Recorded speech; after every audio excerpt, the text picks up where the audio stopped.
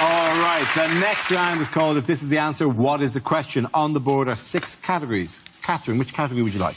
Sport, please. OK, your category is sport. And the answer is 32 days. What is the question? Is it at what age was Ramesh able to achieve a full beard? It's a celebration. It's a celebration of your culture. Is it, according to the people I recently bought a couch from, how long is 10 working days? Is it due to BBC budget cuts? How far into the future is Doctor Who going to be travelling in the next series? How long was my friend Lee in hospital when we saw the sign for Burnley? Is it how would Joey Essex describe a fortnight? The total amount of time that an average Big Brother contestant has spent in full-time education. How long does it take the Elephant Man to exfoliate? Oh, what? Yeah. Too soon? Yeah. According to his tax return, how many days did Gary Barlow work last year? Is it the number of days before One Direction can safely give a urine sample? Can you think of a rhyme for songs of praise? They're really getting I think I've actually genuinely lost my mind. OK, can we need to move towards the correct answer if we can, please? What length of menstrual cycle would keep you permanently nervous?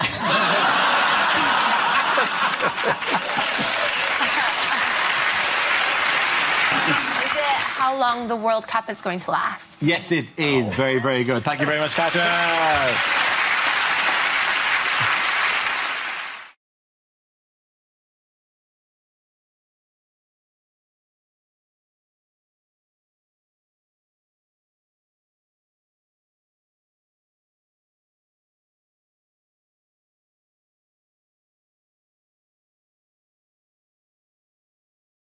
We start with a round called If This Is the Answer, What Is the Question? On the board are 6 categories. Ellie, which category would you like?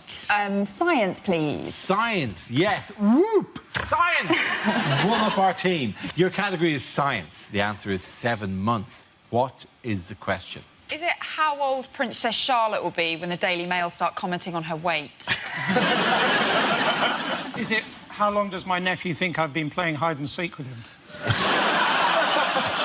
Is it how long until Sepp Blatter gets bummed in prison?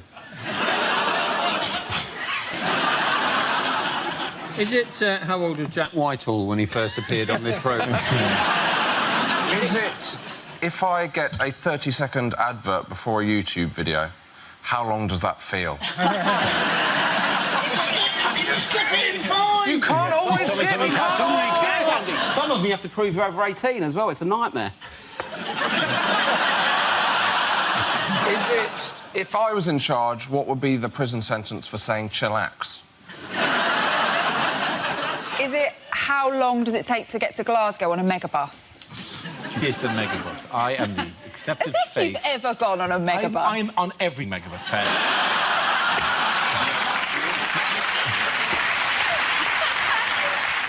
Is it how long it takes Dara to start a sentence? What? What's this? What are you going, Britain's Got Talent now? Is that what you're doing? God, you really haven't got over that Britain's Got Talent thing. Let You it go. brought it up Just out of let go. nowhere 2 weeks in a row, I Dara. will continue to until I hunt that man down and kill him. It wasn't the fact that he did it. It was the fact that it was a snippet that they chose in all the acts. They said, oh, they'd like 1 second from each act. And his was just him going, and the number underneath. 089888999. I know, but... There's more to me than that. Is there? No. Seemingly not. Is it to avoid suspicion, how long is Mo Farah planning to run his next 10,000 metres in? OK, can we move to the correct answer, please? Is it how long it took for me to get over seeing my dad in the bath? That's very quick, actually, isn't it? Yeah. It took me 4 years. Really? What's he Yeah. doing looking at my dad?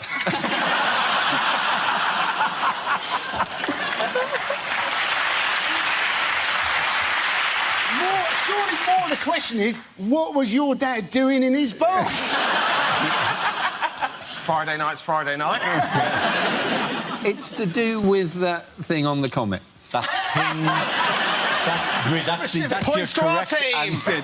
It's to do with that thing Is on a the thing comment. that- I can't believe From a that this is the right space station. answer. Oh, my God.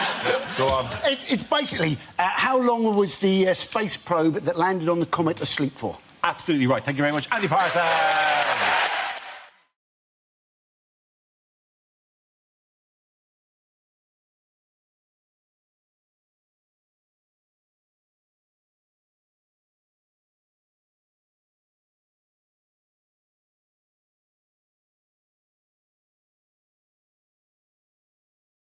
Now we play a round called Wheel O News. This game involves Ed, Andy, Frankie and Joe, so if you could make your way to the performance area, please. This is a stand-up challenge. Our random news generator contains a bank of topics. We spin the wheel, and when it stops, anyone can step forward and try to make us laugh about the subject it's landed on. The winner is the team I judge to produce the funniest material. OK, here we go. Let's have the first topic, please. And the first topic is that bullying? Who wants to come in on bullying? Ed. I'll take bullying. Bullying, serious problem. Obviously, there's a lot of problems in the world, but it's OK, because wristbands are sorting them all out. Them ribbons were useless, but the wristband was on the case to save the day.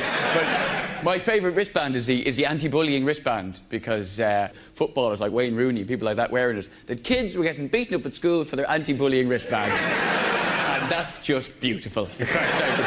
I'm just so glad that never happened to me when I was at school, because I could imagine myself trying to reason with the bully as he beat me up for my anti-bullying wristband.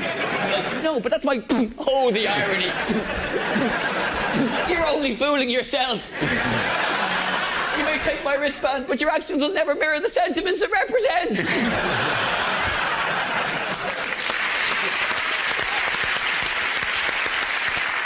Well done, Ed. OK, let's spin the wheel again. The subject is drugs. Who wants to come in on that? Andy. So, drugs. The Home Office have in fact clarified apparently how many spliffs you can have on your person before you might be regarded as a dealer. Apparently the answer is 500. That's a fair amount of personal use, isn't it? You would have thought you could have 500 almost anything on you and be regarded as a dealer. If I had 500 hobnobs on me, I think you could regard me as pushing biscuits. Not that I know that much about drugs, ladies and gentlemen. Apparently the current trend amongst young people is to have an upper followed straight away by a downer just to take the edge off it. Why not just take a bit less of the upper? That to me would be like having a Red Bull and then having a Horlicks straight away afterwards. Well done, Andy. OK, that leaves us with Frankie and Joe. The next topic is... OK, living with terror. Who's going to come up on that? Well, obviously that's how my husband describes our marriage, but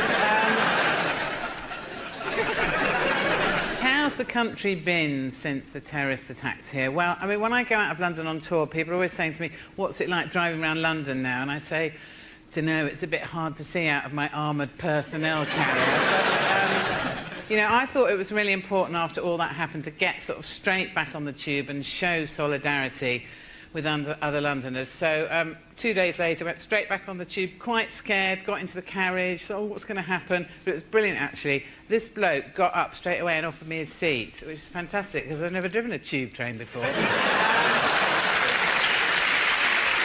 done, Joe Brown. I like the way that on that picture there, the dog's looking for something, the bloke's looking for something. It's on the top, the bloody idiots. Frankie, let's see what topic you've been left with. Lucky you, it's the Labour Cabinet. John Reid's got a stupid new idea. He wants to make criminals pay compensation to their victims. What if they've not got any money? And go to community service for them. Hey, I'm here to do your garden. Remember me? I murdered your husband.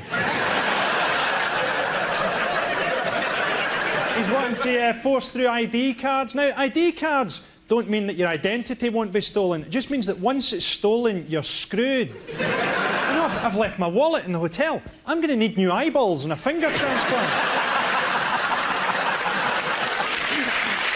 Thank you very much, Frankie Boyle. I think the points go to Frankie and Ed in that round. Come back.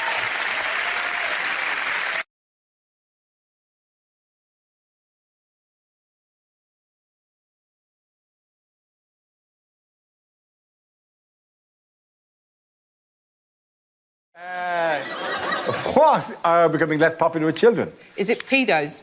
Yeah. Oh, you see? They were, in the 70s, they were very popular. It's clowns, but I would say they've never been popular with children. Who likes clowns? Do you like clowns? Depends what sweets they got. Oh, sorry, clowns, not paedophiles. It's the makeup. What are you hiding? Write a joke, you prick. That's very harsh, because I have you know, that is Dara. There was a time where this career involved making your bones, you know, actually working the circuit, doing the Putlands thing, you know. You all just breezed in with your Edinburghs. Some of us had to daub on the paint and go out there and do 8 shows a week, honey. And Chuckles here is proud of that time he did. It was an academy for some of us. So put on the damn nose and shut up. And then I angrily turn on my giant shoes.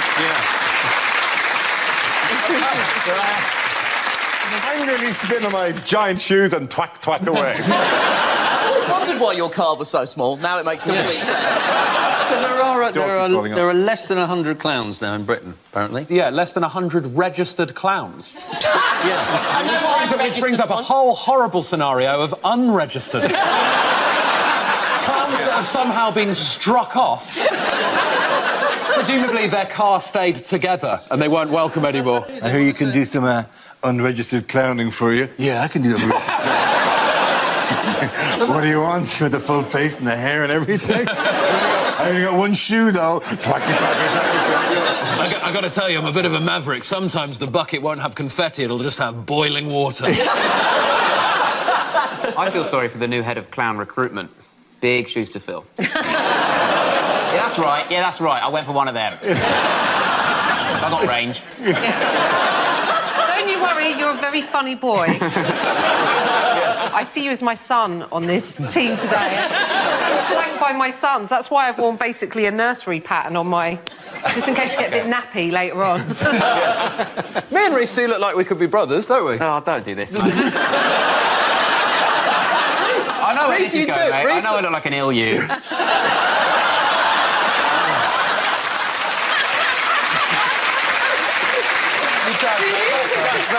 That is very harsh on yourself. You look like me if I died in a coal mine when I was 12. Whatever, Ed, mate. Oh, I used to be fat, now I'm thin. I've been thin forever. Shut up. Yeah, but yours is clearly for medical... Yeah, whatever. Doesn't matter. I think you look a bit like Russian doll, you. I've never been inside Ed. Not ruling it out?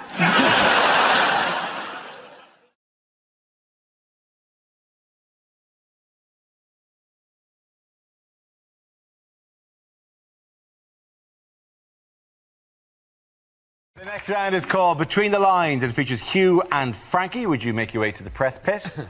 In this round, one of them takes on the role of a person in the news addressing the media while the other translates what they really mean. Frankie, you are Prince Charles making a New Year address to the nation. Hugh, you will tell us what he really means. My loyal subjects, my homies, my bitches. I'm proud to say that Harry will be serving in Iraq. I'm sure that he will find a useful role to play. 3 miles behind the other troops, in a sealed titanium war bubble. I do hope that he doesn't get shot. How will I break the news to his father?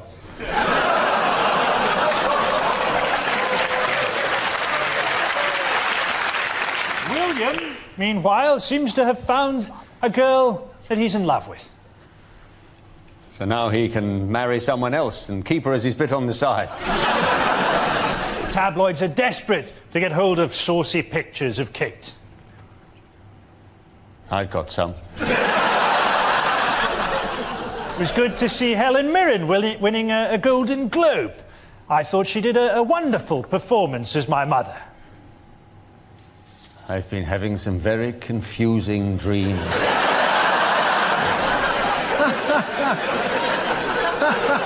I took Camilla to India recently, and the locals who saw us were amazed. He thought, blimey, Diana's let herself go a bit. Surely it is now time that Diana was laid to rest. After all, it's nearly 10 years since we had her killed. My sons were both very upset at the time. He kept on asking why I smelt of brake fluid. Well done to Hugh and Frankie!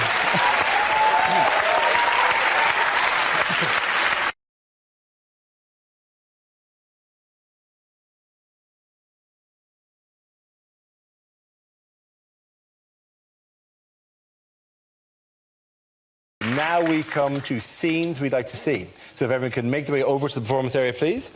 I'll read out this week's topics and then we'll see what our panelists can come up with. OK, here we go. The first subject is unlikely things to hear in a police station. Here, Sarge, the microwave's broken again. Taser that meat pie for me, will you?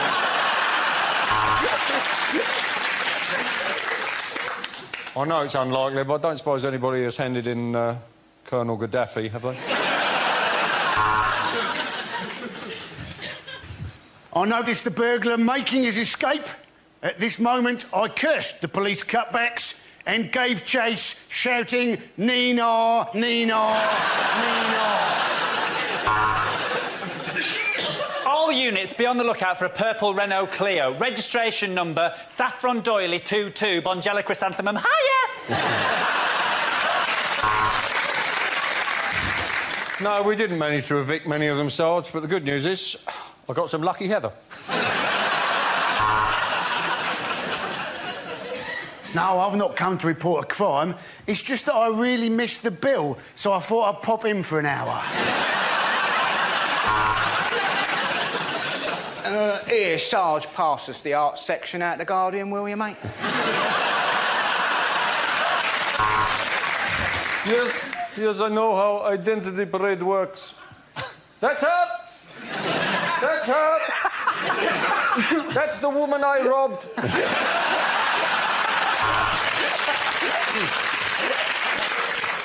Right, listen up. We've got a new man starting. He's half man, half horse. It's Inspector Morse.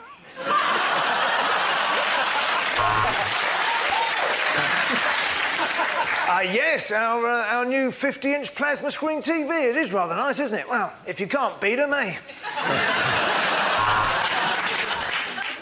I am charging you with the murder of Mrs. Thompson. That'll be £7.19, please. Right, listen up. There's a giant fly attacking the station. I've called the SWAT team.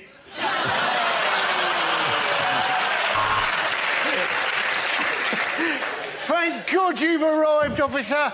Some bloke just jumped into the boot of my car and shot himself 14 times. Yeah, we got the tox report back.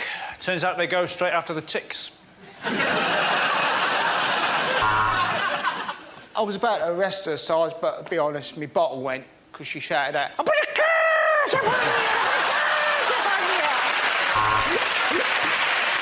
Okay.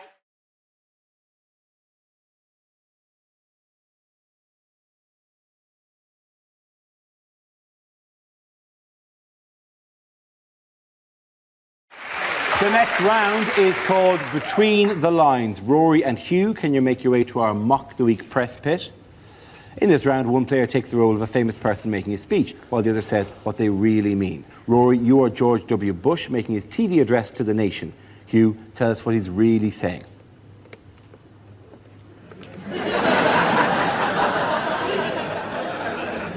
My fellow Americans, people of Florida.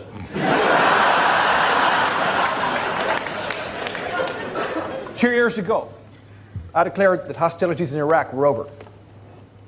Unfortunately, nobody told the other side. See, we proved them wrong in Iraq. They said there was no link between Iraq and Al-Qaeda. There is now. What people have to understand is the problem was essentially our lack of intelligence. People have to understand. The problem is essentially my lack of intelligence.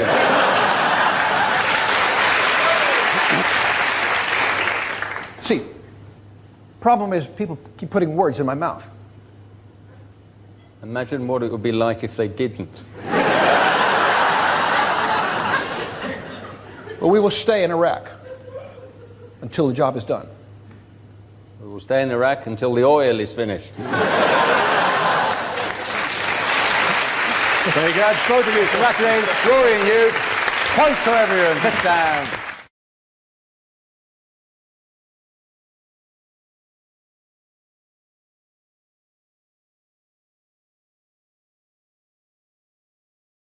Okay, here we go. Let's spin the wheel.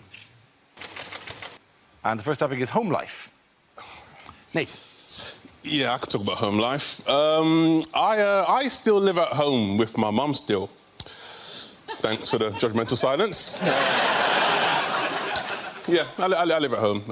My mates give me the most stick for it, because I'm the last one in my group of friends who still lives at home with my mum. They've all moved out, so they see me as a mummy's boy. And every time they see me, they're like, Nathan, what's wrong with you, man? Why are you still at your mum's, man? Are you embarrassed? Why are you still at your mum's? Why are you still at your mum's? It's like, I live in West London. Have you seen house prices? I'm not going anywhere, man.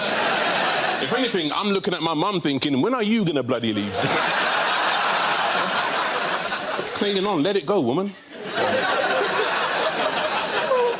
She's gonna slap the black off me when she sees this. So, yeah, I like peace and quiet. Although, to be honest, at home, I'm not getting a lot of peace and quiet at the moment, mainly because of my mum and my stepdad. They got married quite recently. And I'm happy for my mum. You know, she found happiness. She deserves it. However, at the moment, they're going through that honeymoon phase where they're having sex all the time. Yeah, it is bloody disturbing, man. Because my bedroom is like right next door, so like every time they do it, I hear everything. Like a few Saturdays ago, right? It's late at night, I'm about to go to sleep. From next door, I can hear my stepdad going, oh yes, oh yes, oh yes, oh yes, oh lord, say something nasty, say something nasty, say something nasty. So I screamed out, you're not my real dad! Thank you very much, ladies and gentlemen. OK, that leaves us with Ed. Let's see what topic you've been left with. And the topic is diet. I hope this isn't just a hint that I need to lose weight. Because I've lost quite a lot of weight recently anyway. I've lost about 6 stone in the last 3 years. Cheers, guys, thanks. I mean, no. Too late, you went with the British reaction. Thank you very much. Couldn't give a shit, mate. Carry on. We don't... Stop showing off. We don't want to hear about it. Found myself in a bit of a nightmare situation recently. I went to the Middle East to do some gigs. Now, that bit was nice, that was lovely, but they put you up in a hotel where the food is all-you-can-eat buffets 3 times a day for 10 days. Now, this is a nightmare scenario for me because I can't be trusted at an all-you-can-eat buffet. Sometimes I don't even remember the buffet bit. All I remember is picking up a plate and I'll wake up 6 hours later covered in rice and sauce.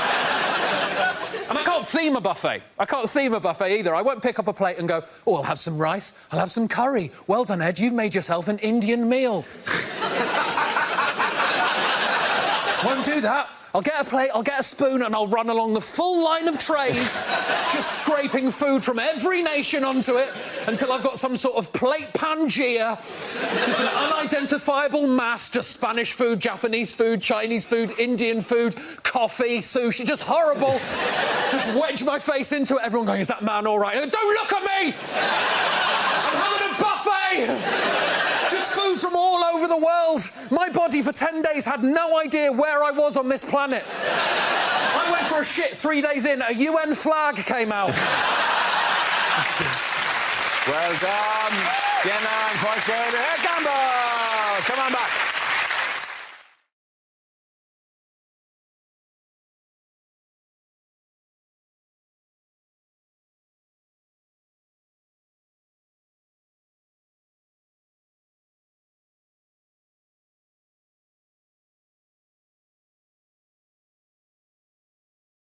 We start with a round called If This Is the Answer, What Is the Question? On the board are 6 categories. Catherine, which category would you like?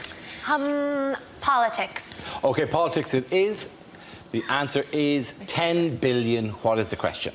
Is it how many hours of community service will Justin Lee Collins have to do before a girl agrees to date him again? Is it the number of tweets that David Cameron's received to his new Twitter account that include the word tosspot? Is it, if the planet Earth wore trousers, what size waist would it take? Well, is it? Well, let me check my notes. No, it is not. Is it how many units do I get through a week? Is it... What does 10 million sound like if you say it when you've got a cold? Is it how many STDs are circulating on the Isle of Fernandos? I don't even know. I don't... What? From Take Me Out. I always thought Take Me Out was a show about people who wanted to be assassinated. Is it how many tattoos would I have to look remotely hard? Is it after how many sheep do you know that you're really not going to go to sleep? Is it how many undeserved chances will Rihanna give Chris Brown? Is it how much would Mr. T get if he went to Cash for Gold? Excellent topical reference there. Is it how many sugar puffs can you get in a pillar box?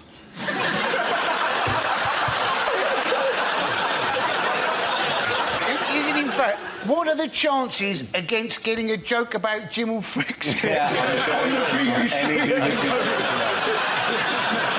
OK, we'll move on to the correct answer. How many days has that sail been on a DFS?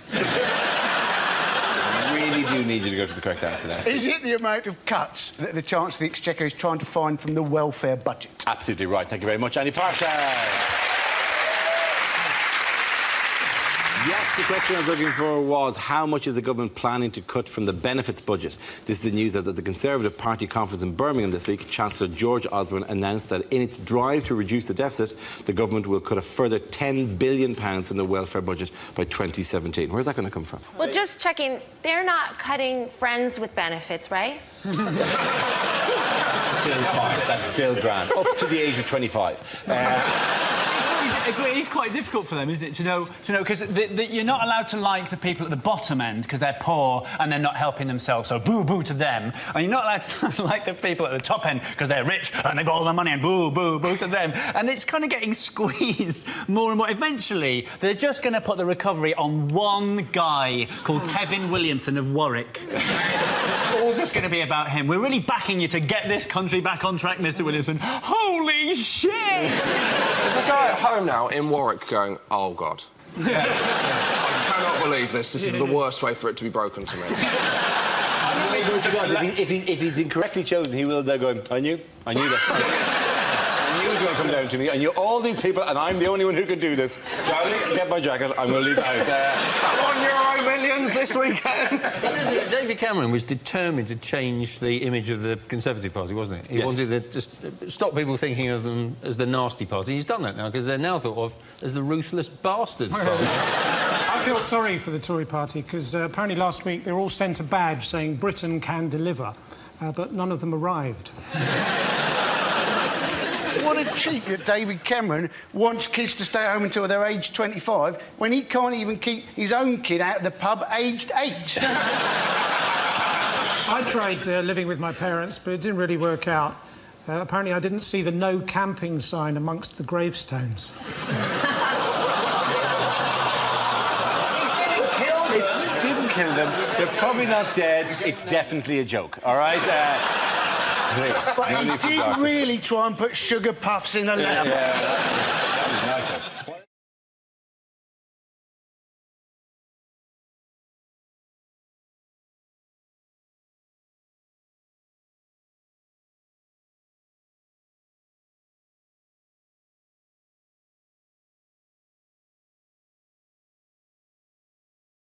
Unlikely lines from a cosmetics commercial. Are you an older woman struggling with her facial hair? Try Gillette, the best a nan can get. Would you like lashes with more volume? Lashes!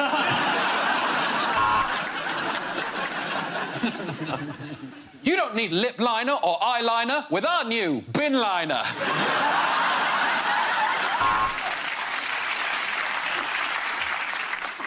What goes into our true naked, infallible moisture, crushing nature, colour palette body moisturiser?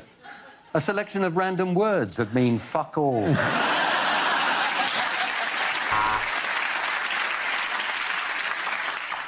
What's my secret for smooth skin? I'm 20.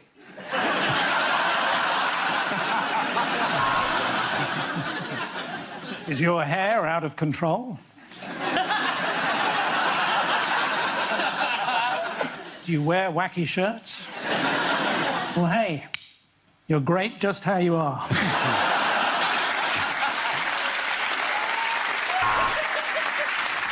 You want fuller, rounder lips? I recommend a nut allergy.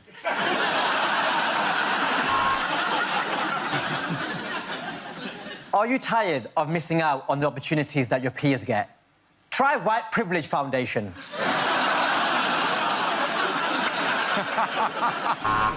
Here comes the science. Global warming is real. None of this matters.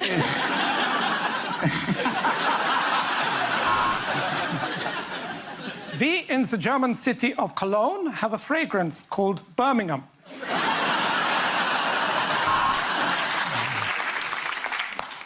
This apricot scrub removes the surface layers to leave you with the smoothest, most rejuvenated apricot you have ever seen.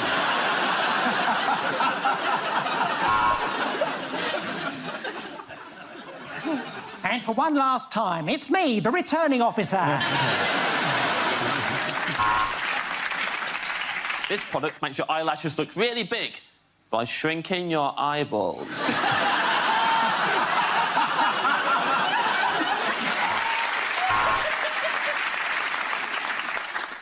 Want that football hooligan a broad look? Why not try oil of ole, ole, ole, ole?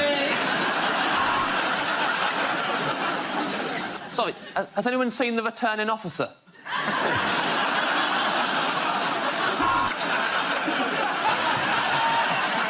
Any messages?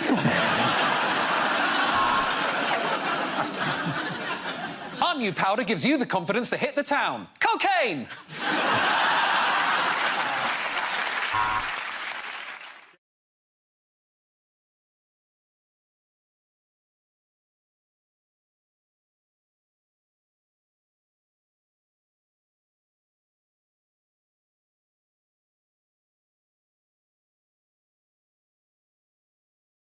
Welcome to our final quickfire round called Scenes We'd Like to See. This evidence, if you can make your way to the performance area, please.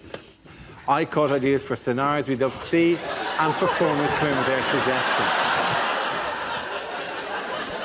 OK, here we go. The first subject is rejected questions from this year's exams. What colour does a Smurf go when we choke it? Translate the following into German. 2 World Wars and 1 World Cup. Doo-dah, doo-dah.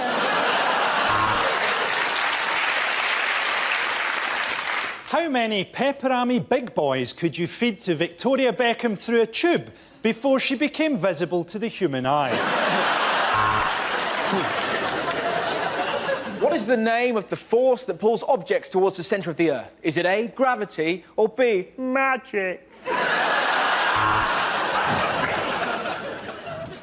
Katie Price is supposedly worth £8.5 million and has got a thriving TV career.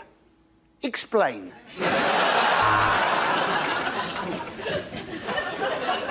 If George Michael leaves at 8 o'clock for a 5-mile drive, when does he crash?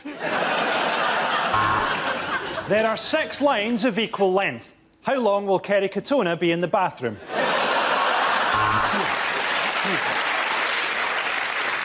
If a train is going at 70 miles per hour, how surprised would you be? What is amnesia? Is it A, memory loss, A, memory loss, or 4, the Battle of Hastings?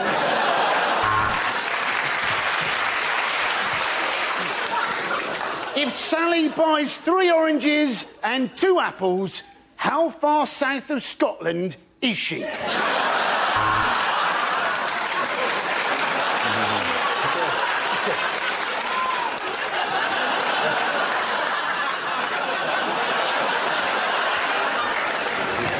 Discuss the idea that Willy Wonka was a paedophile. What is amnesia? Is it A, memory loss?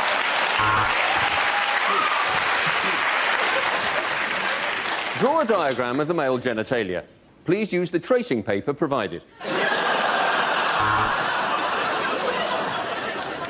What are most Canadians renowned for saying? A.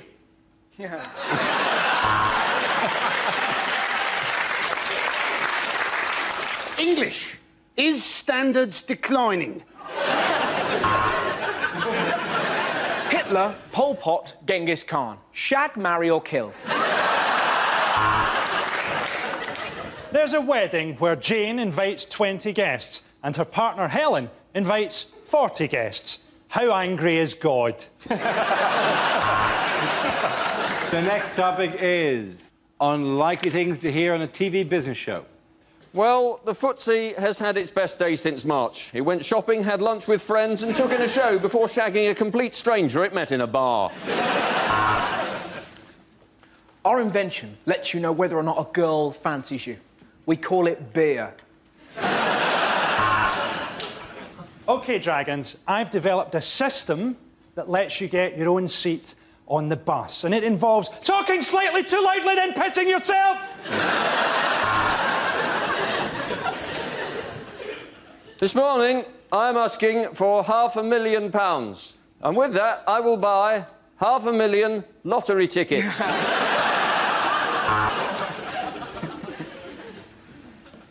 Good evening, Dragon. Oh, jeez, what the hell is that? That's Evan Davis, the host?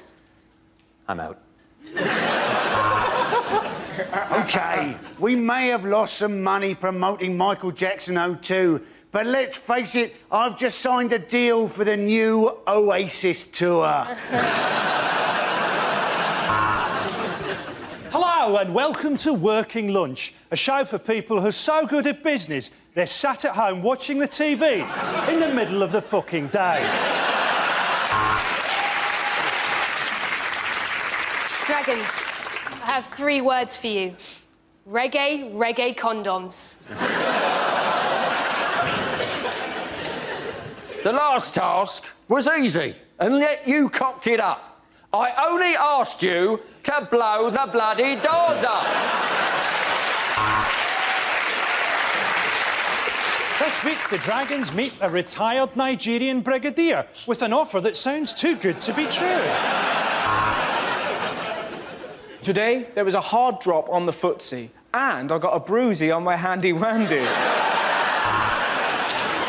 This week, the apprentices face their toughest task ever, selling the shite Sir Alan actually makes. OK, Jim, and the point's going to Frankie Hughes-Stewart.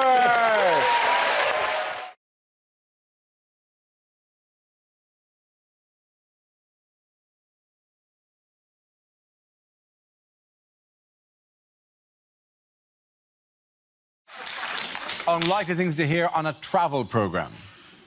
Look at these wide, sandy beaches. Fantastic. And we're almost certain the Ebola has now gone.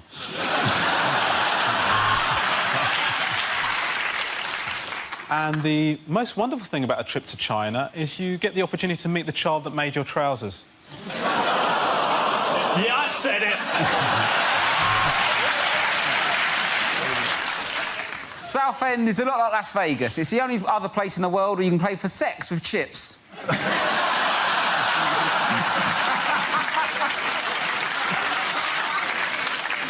This is Taiwan.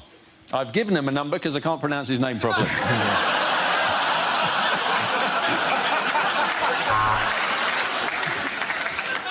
I'm Danny Dyer, and welcome to Italy's quaintest vineyards.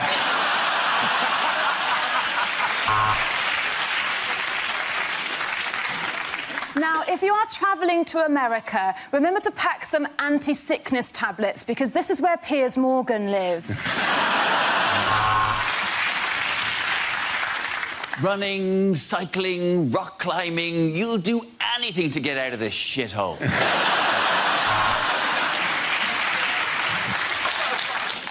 The accommodation, the weather, the food, all of these wonderful things help you to forget how smelly the locals are.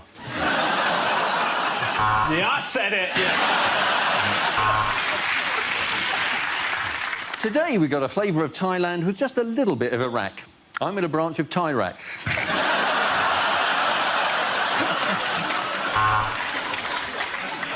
This week, I'm in Kyrgyzstan, answering your questions, like, how do you spell it and where the fuck is it?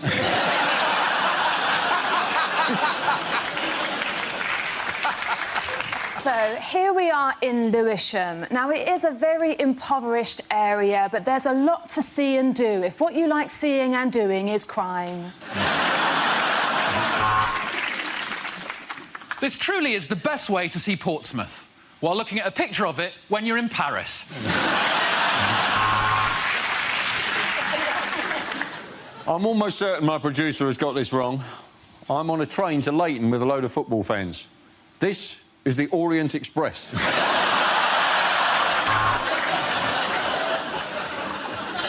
Something about travel. Yeah, I said it.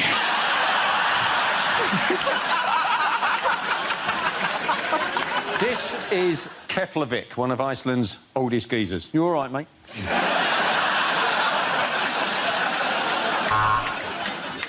When you arrive, why not try island hopping, or as it was also known as river dance? When you travel, it's important to immerse yourself in the culture. So here I am in Malia, being fingered outside the Lammen flag. Very good.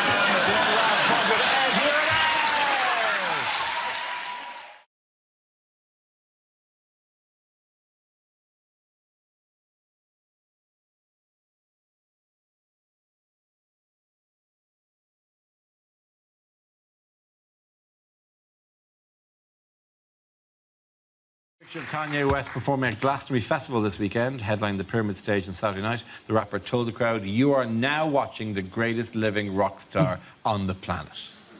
To which the entire crowd went, "Oh my God, who's dead?" He wasn't the biggest rock star in Somerset. Yeah. Yeah, he wasn't the biggest rock star in that field at that time. Literally. Let alone the planet, yeah. He also described himself as the new Warhol, and I think we misheard him a bit there.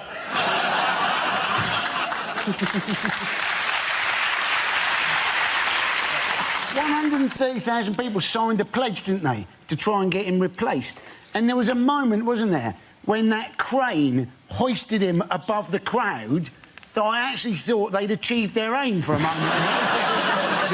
On the coverage of this, I was kind of on the social media coverage. There was one bloke who said the only way he got through his set, this bloke's set, was when he realised that Kanye West is an anagram of Sweaty Ken. I bumped into Rob at Glastonbury. He was so excited about being there. You should have seen his little face. So, right, I agreed to do Glastonbury because it said you're on at 12:50. What I didn't read was AM. I was expecting a nice little midday gig, and I was there for 12 hours before I was on. And if you do a poo there, you have to... The toilets, basically the toilets, is scaffold over wheelie bins, and there's a hole over each wheelie bin. You have to take a cup of mud with you. There's bags of mud, and then you do a poo, and you have to pour your mud over your poo. I felt like a cat. Are you telling me that your cat can hold a cup?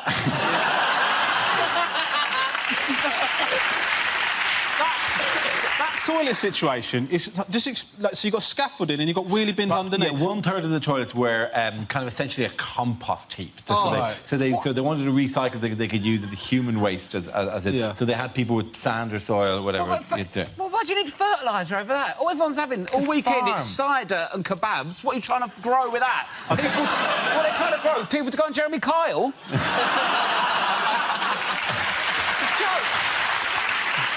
My mum had a house in Sri Lanka, and she had one of those toilets that just goes straight... The poops go straight into the ground, and that she had mango trees behind the toilet, The mangoes were absolutely enormous. I've never seen... They were much bigger behind the toilet than they were anywhere else in that whole bit. But my mum didn't allow us to eat them because she said they're poor mangoes. Like, no, we weren't... My God, if you package them up in Waitrose, middle-class people were smothered. These are poo mangoes. They're the only mangoes I get. Oh, no! I ordered from Ocado. They've substituted my poo mangoes for shitty beans. That's not fair. Every time I have a mango, I think of your mum having a poo. Poo mango. It's your fault. Hold on a second, mate. Hold on a second. I said I took a poo, and now you've made the leap, just brought my mum into the situation. She has shits now and again. My mum has never shit in her life, mate. How dare you talk like that about my mother? My mum's ruined mangoes, my dad's ruined baths. Between us, we're killing this country. Oh, I think we've just scraped off a layer there. Is that a story from your childhood? What's going on? A couple of weeks ago from the I see. Oh, right. Don't watch myself. No, I know.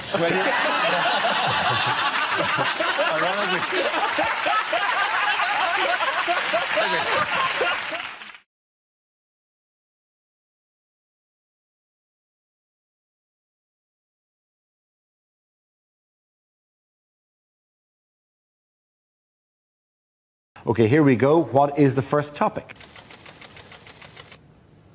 David Blunt. Oh, straight in.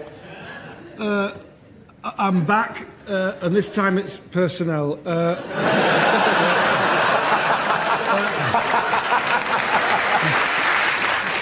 When the phone rang, I didn't know whether they'd offered me a job or served me with an antisocial behaviour order. Tony said, "We've got a crisis," and he sent me the figures, and they're the worst figures I've ever felt. Today, I will bring forward daft proposals. Oh, sorry, I'll read that again. Draft proposals. No, right first time. Well done, Rory. Sit down. Thank you very much.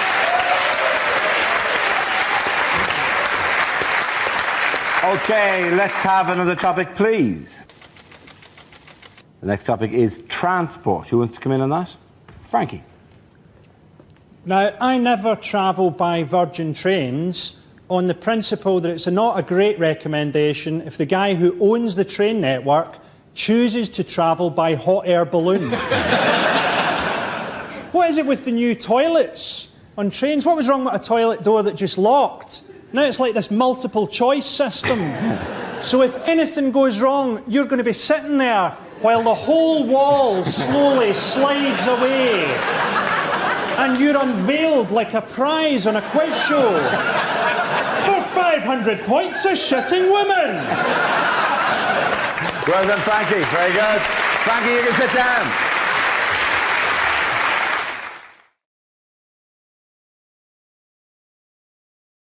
Okay, here we go. Let's spin the wheel. The first subject is alternative medicine. Can I have a volunteer to talk about that? Andy. Apparently, a lot of people trying to get into therapy at the moment. Other people knocking it, saying, you know, oh, well, you should just lose your inhibitions, talk about your problems to your friends. I thought I'd try this. I talked about my problems to my friends for a whole hour. Lost my inhibitions, also lost my friends. I now tell my problems to taxi drivers. 2 advantages in this. 1, it stops the taxi driver from telling you his problems. And 2, it's amazing how much quicker you get to your bloody destination. Well done, Andy Parsons. Okay, let's spin the wheel again. And it's environment. Didn't that used to be an advert for mints? Ryanair getting a hard time from the environmental lobby because they've launched a £7 flight to New York. Although, as always with Ryanair, it does land slightly outside New York, in Dublin. It's a pity we can't harness more natural energy, isn't it? Pity we can't harness the power of British moaning. Oh no, that moaning-powered light bulb's on the blink again. Oh no, there it is, back on. Everyone complained about the floods, didn't they? I like storms. I like thunder and lightning. What I like to do during a storm is shag my girlfriend and pretend that we're taking part in the conception of the Antichrist. Frankie Boyle, ladies and gentlemen. Has Boris Johnson splashed out on this week? He's bought two things called Ziegler Wasserwerfer 9000s. He has bought the Ziegler Wasserwerfer 9000. Yeah, they're water cannon. He's bought two water cannon. Yes. I'm hoping it's going to be like Boris bikes, and you can rent them out and ride them around. His idea is driving up to your neighbour's barbecue, going, hello, Terry. No invitation for me again, I see. Or you could Those sausages are coming along very well. Or put fairy liquid in it and have a foam party. Surely the best way to stop a riot with a water cannon would be to put some Radox in it. Everyone just relax and have a look. He said the reason, didn't he? He said the reason he was getting them is because he thought that they could have been used to protect the firemen during the riots in 2011. As if, of course, the firemen didn't have their own high-projectile watering machine they could have used. I reckon he got really drunk and just bought it off eBay.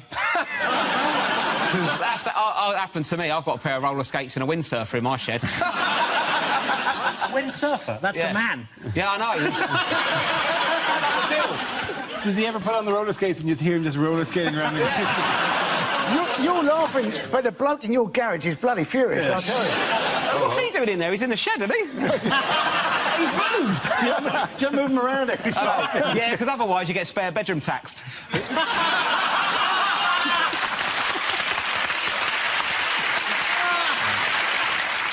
If Boris Johnson ever offers to show you his water cannon, say no. And Boris, if you're watching, I don't want your money, I just think you should see our kid.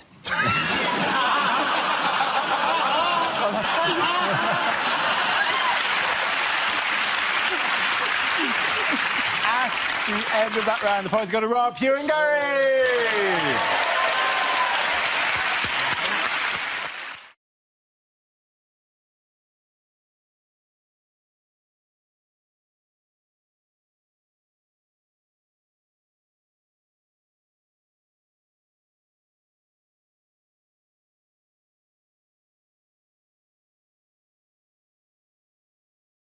Now we play a round called Mocky McMockface. This game involves Miles and Milton, so if you could make your way to the performance area, please. This round is a stand-up challenge. I launch the wheel of news, and whoever it chooses to stop, one of our performers must step forward and talk about that subject. OK, here we go. Let's spin the wheel. The first subject is travel. Miles.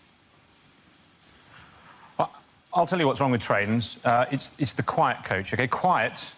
That is an adjective. It doesn't go far enough. Quiet is an adjective. It should be called the silent coach, shouldn't it? The silent coach. No one would have any trouble understanding that. It's the silent coach, right? You can't talk on it. You can't use your laptop. Children can't travel on it. You can't eat crisps. And crucially, they, the train people, they wouldn't be allowed to make announcements. Because the sort of people that have the mentality to travel on the quiet coach, which is the correct mentality, are the sort of people who check where the train is going before they bloody get on it.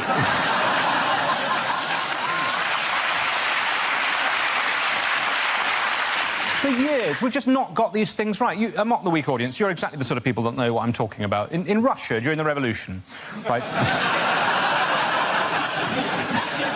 During the Russian Revolution, the Russian army was able to travel to all of its battles by train. During a revolution, they were still able to rely on public transport. Imagine if we had a revolution now and the army had to rely on transport, we'd be buggered, wouldn't we? Certainly those of us who wanted the army to win. Absolute nightmare, wouldn't it? Marston Moor 2016 kicked off, the British Army turning up 7 hours late to every single conflict. Oh, sorry, there were leaves on the line at Stevenage. There was a passenger action at Crewe. We were going to be joined by the SAS, but they've been stuck on a rail replacement bus service in Horrible.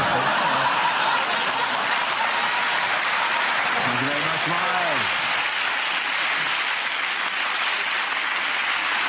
OK, now leaves Milton. Let's see what topic you've been left with. Let's spin the wheel. And the subject is music. We don't know much about Galileo. He was a poor boy from a poor family. I live in a Grade 2 listed building, which of course means that everyone in it has to be quite good at the piano.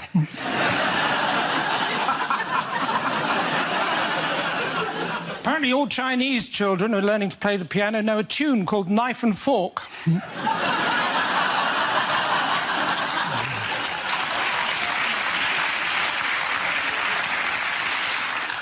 I'd like to take the band ABBA out for lunch, and if I could, I would, my friend.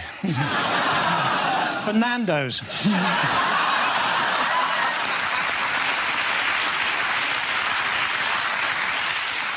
When I was at school and it rained, we used to have to stay in for wet play. And when it was cold, we used to have to stay in and listen to this really dull band.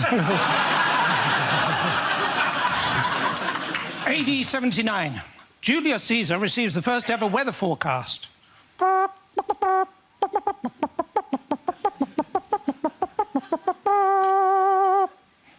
Hail Caesar. Thank you very much. Points there go to Mr. Jones. Come on.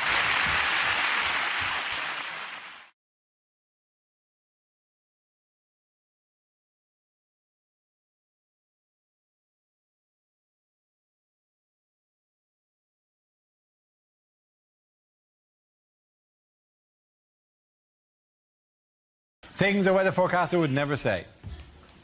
The sun'll come out tomorrow.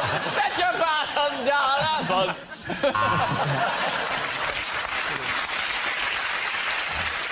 And these are the worst floods since records began, which was last year when all the records were destroyed in that flood.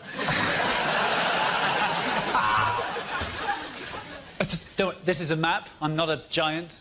Yeah. It's going to be a bit blowy today. It's my birthday and my wife promised me one. Later on, it's going to be raining cats and dogs because a bomb's gone off in Battersea.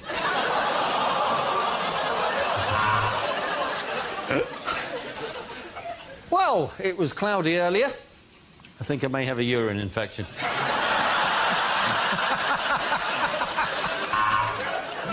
It's well hot, isn't it?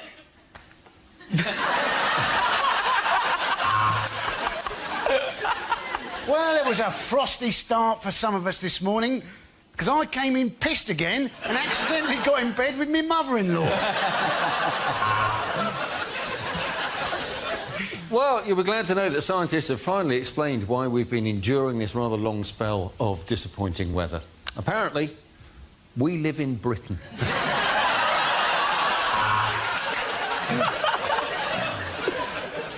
And over the next 3 days, we will see some spells of rain. The entrails never lie. Things should be getting a lot cooler. I've just made friends with a black man.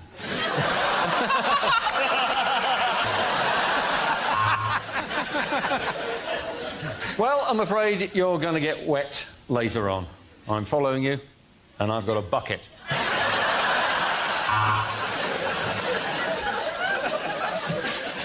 I'm sure the ladies are going to be wearing skimpy bikinis tomorrow. It could reach 90 degrees, which is not bad for a man my age.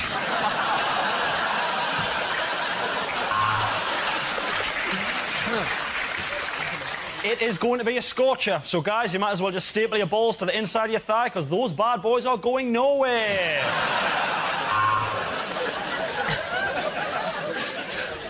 Thank you very much, Dave. Yeah, pretty easy reporting on things that have already happened. Now, predicting the future.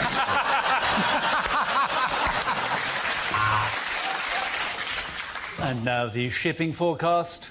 Dogger, car park, my penis rising slowly. OK, at the end of that round, the points go to Chris here and Rob.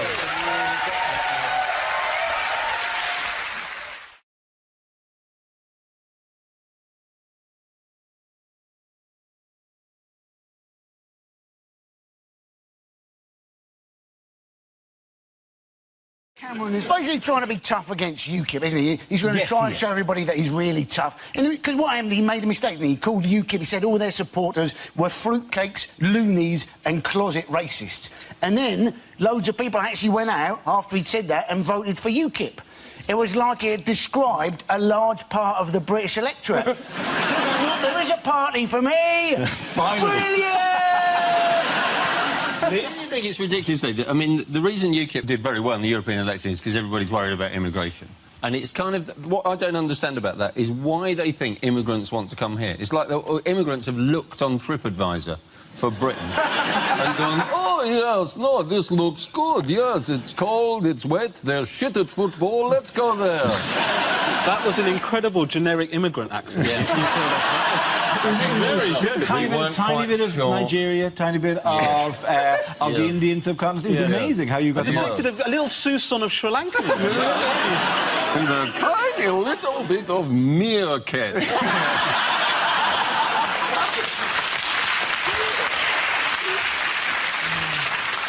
In other news, what has David Cameron claimed he can't get on holiday? Oh, this is the idea that he can't actually get mobile phone reception when he's on holiday in Cornwall. Said that he couldn't actually hear President Obama on the phone once. And you're thinking, surely that's just Obama, isn't it? Going, oh, I can't be asked to speak to Cameron.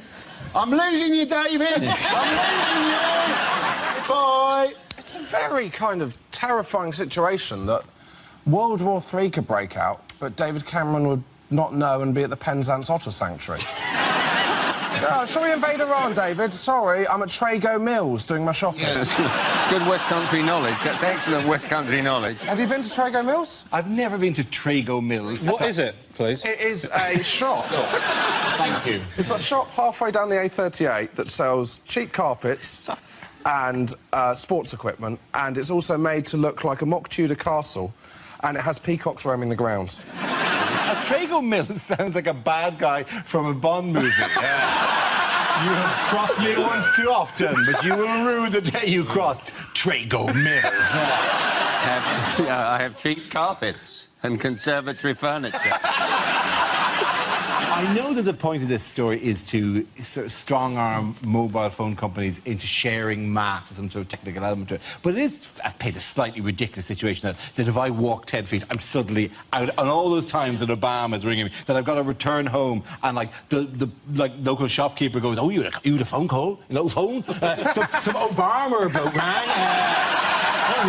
He said it was very sunny in Iraq. It just shows you the different level of technology between the two countries. Obama's got Air Force One and the Beast, and Cameron has got a Samsung Galaxy. I mean, do you think he got to the point where, like, you know, Nick Clegg finally thinks he's stepping up to the plate, like Cameron's on the phone, listen, my phone reception is a nightmare, we've got an important situation. Nick, I need you to step up, I need you to do the right thing. Can you get in touch with Vodafone and get this sorted out?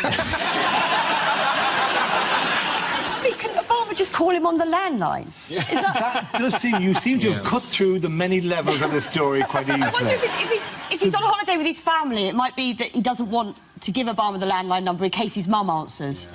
Oh, Mum, it's so embarrassing. He's supposed to talk to me, not you. The honest truth is, Obama doesn't call him. Why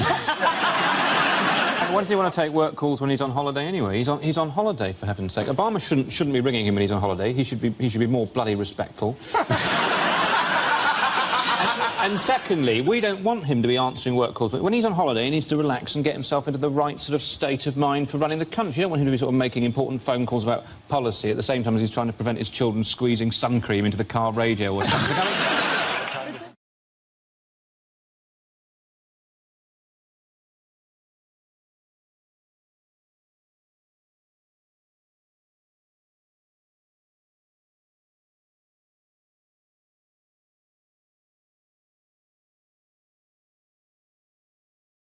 The next topic is bad things to say at a job interview. What do I think of nepotism? That's a good question, Dad. Yeah, I served for 10 years in Afghanistan. I was in the Taliban.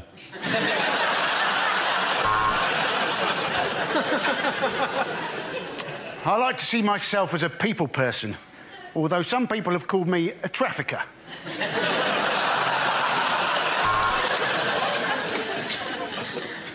So I'm just checking. You definitely don't do a CRB check.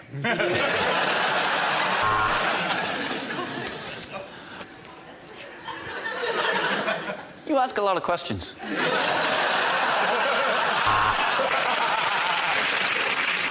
So, Sorry, could you repeat the question? My ankle bracelet's beeping really loudly. Well, I am a fully qualified geography teacher, and the school's next door, is it?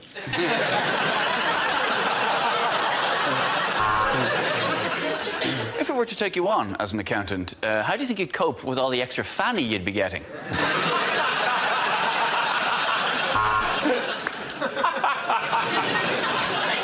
Do I like jogging? Oh, I thought he said, do I like dogging? The answer's still yes.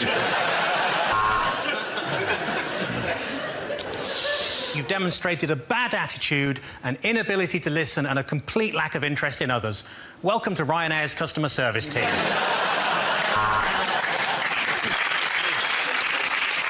Why do I want to be a vet? Ketamine.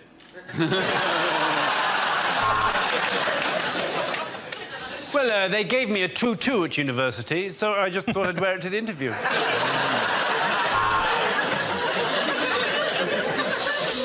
I'd say my three strongest points are attention to detail, a determination to see things through, yada, yada, yada.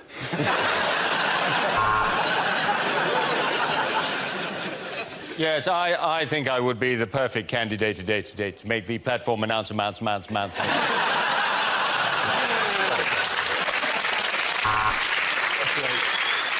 Why do you want to join the army? I just love a man in uniform.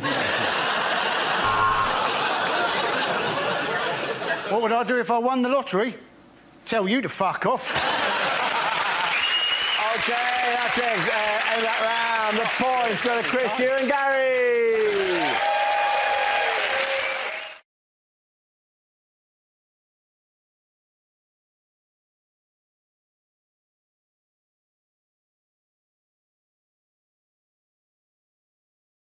The answer is 1,000,000%. What is the question?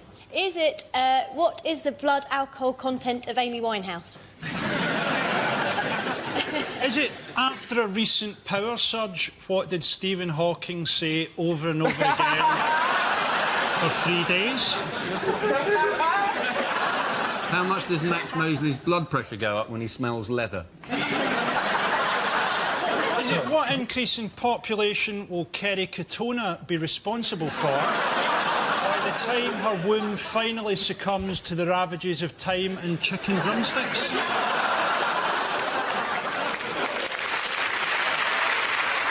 Is it? How much did exaggerations go up last year? Is the real answer, what is the rate of inflation in Zimbabwe? Yes, it is, actually, yes. Very good, Lucy Paul. There you go. Yes, Lucy, the question I was looking for is what is the estimated current inflation rate in Zimbabwe?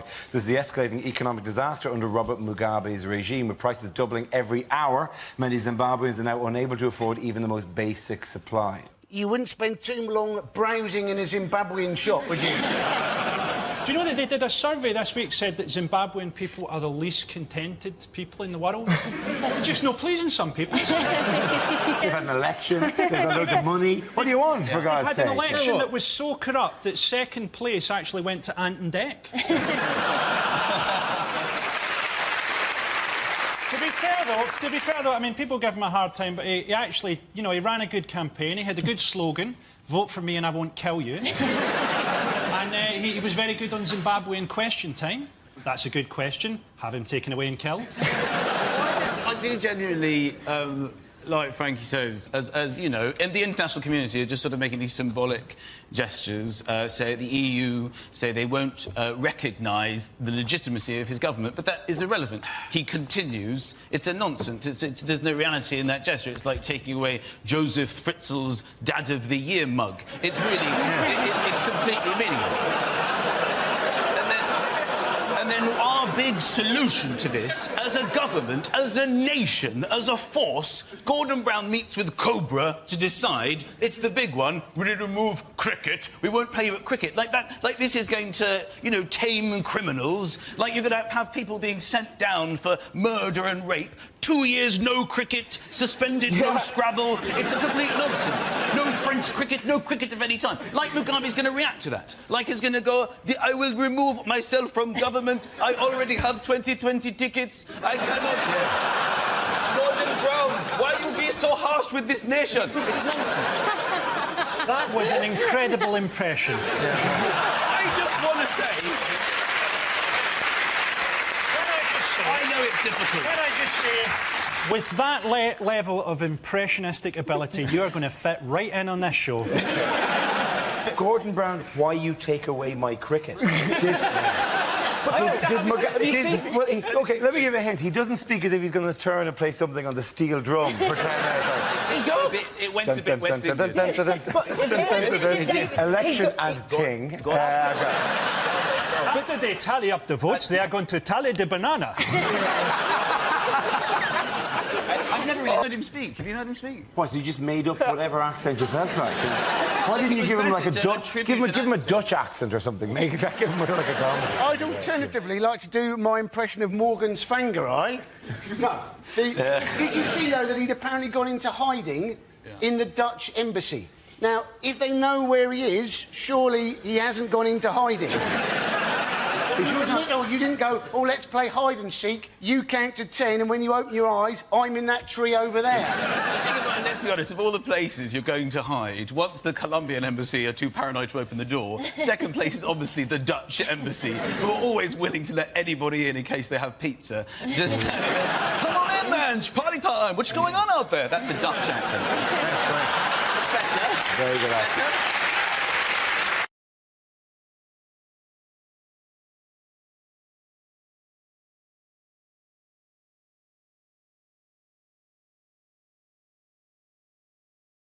This round is a stand-up challenge. I launched a wheel of news, and whoever chooses to stop, one of our performers must step forward and talk about that subject. OK, here we go. Let's spin the wheel. And the first topic is home life. Nathan. Yeah, I could talk about home life. I still live at home with my mum still. Thanks for the judgmental silence. Yeah, I live at home. My mates give me the most stick for it, because I'm the last one in my group of friends who still lives at home with my mum. They've all moved out, so they see me as a mummy's boy. And every time they see me, they're like, Nathan, what's wrong with you, man? Why are you still at your mum's, man? Are you embarrassed? Why are you still at your mum's? Why are you still at your mum's? It's like, I live in West London. Have you seen house prices? I'm not going anywhere, man. If anything, I'm looking at my mum thinking, when are you going to bloody leave? Clinging on, let it go, woman. She's going to slap the black off me when she sees this. So, yeah, I like peace and quiet. Although, to be honest, at home, I'm not getting a lot of peace and quiet at the moment, mainly because of my mum and my stepdad. They got married quite recently. And I'm happy for my mum. You know, she's found happiness. She deserves it. However, at the moment, they're going through that honeymoon phase where they're having sex all the time. Yeah, it is bloody disturbing, man. Because my bedroom is, like, right next door. So, like, every time they do it, I hear everything. Like, a few Saturdays ago, right? It's late at night. I'm about to go to sleep. From next door, I can hear my stepdad going, oh, yes, oh, yes, oh, yes, oh, yes, oh, Lord, say something nasty, say something nasty, say something nasty. So I screamed out, you're not my real dad! Thank you very much, Lady Denton.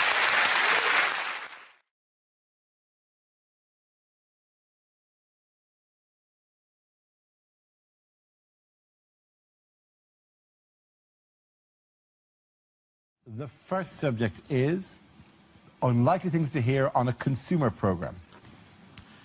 Dear Anne, the other day I was changing my baby's nappy and he weed right in my face. Does this mean I can make a PPI claim? Well, the toilet wasn't connected and there was no water coming out of the taps, and that's the last time I have a poo in the showroom at B&Q. An important recall announcement now, as it transpires a large shipment of party poppers was mistakenly packaged as tampons.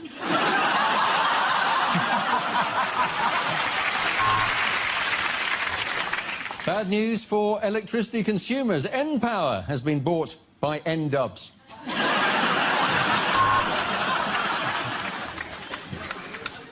Critics say Botox is too expensive, but we spoke to 50 people who'd just paid for the treatment, and none of them looked surprised. Mr. Jones got a nasty rash from his new blanket. Good job he kept the receipt. Unfortunately, it doesn't cover as much as his body. It's not half as warm.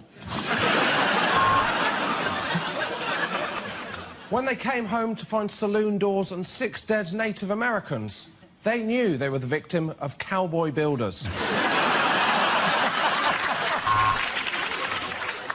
Firstly, we'd like to apologise for the mispronunciation on last week's show, and particularly to those people who, as a result, have invested all of their life savings in ISIS.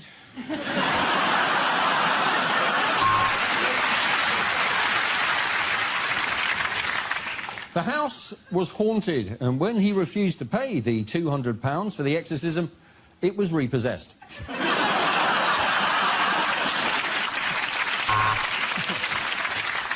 Are you a watchdog? I bought these pork scratchings, but they all taste a bit David Cameron-y.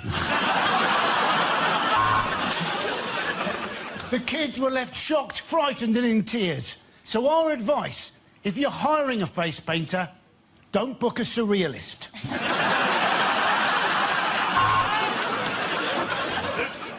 A word of advice for anyone that wants to buy shares in the company that makes Toblerone. This is a pyramid scheme.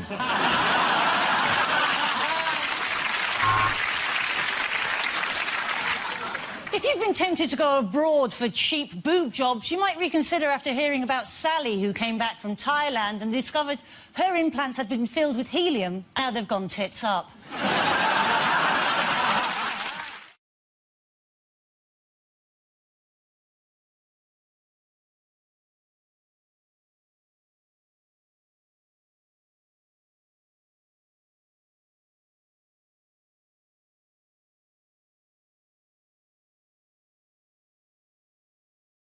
In space news. In space news. A question from me now. In space news. What has been concerning scientists this week? Oh, is this really space news, or is this just something Brian Cox has texted you? Brian Cox doesn't text him anymore, does he? He doesn't anymore. We've had a conversation about it. Brian and I got kind of close and Ed got angry. He has to text me, and I will pass it on to Darren. We have come to this arrangement. I'm quite the prize. Oh, gentlemen, do not fight over me. Yes, I love it when you do that accent, Darren. Okay, well, supposed to be my Southern Belle accent. I missed it by something.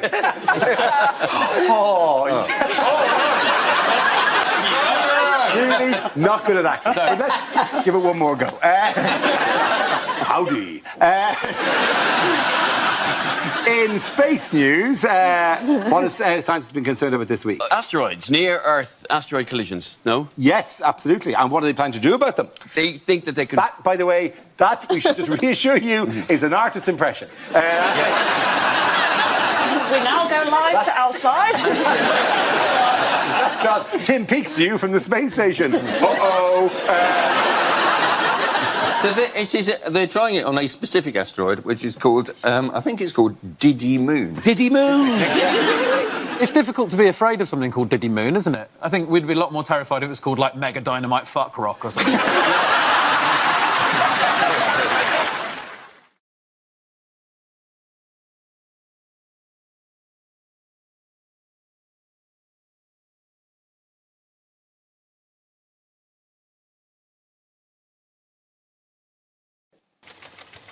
And the topic is marriage. OK.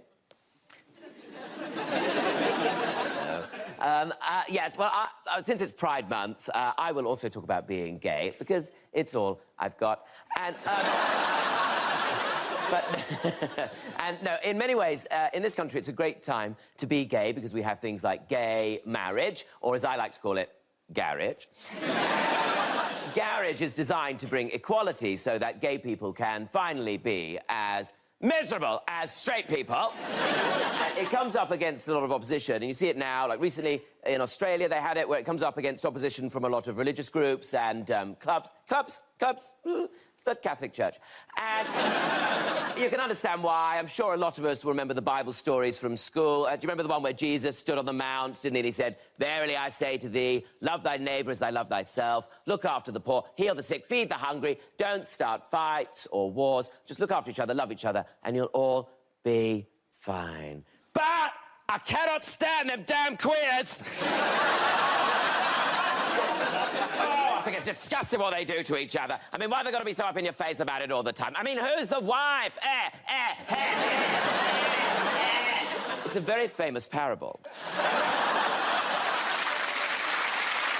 you very much, Tom. Point to go to Tom Allen. Everybody come back.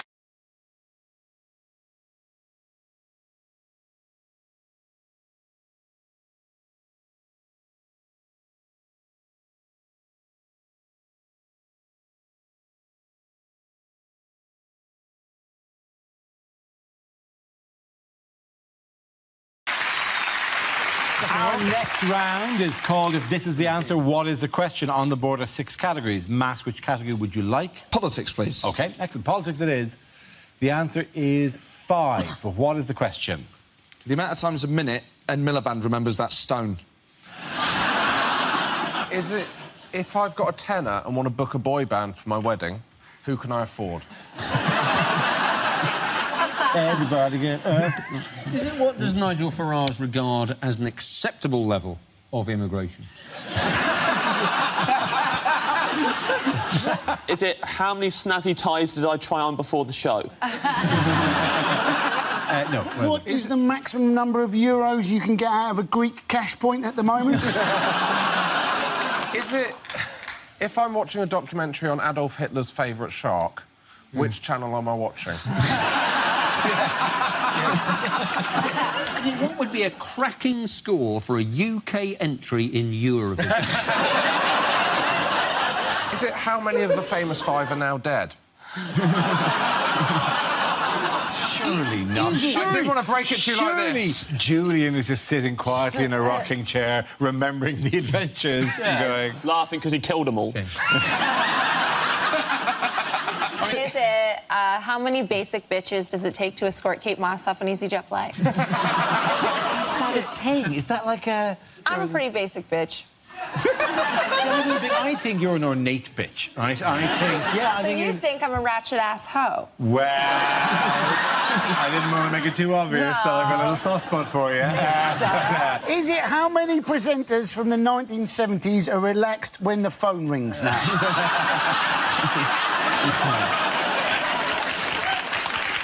Is it how many names are currently written on Taylor Swift's blank space?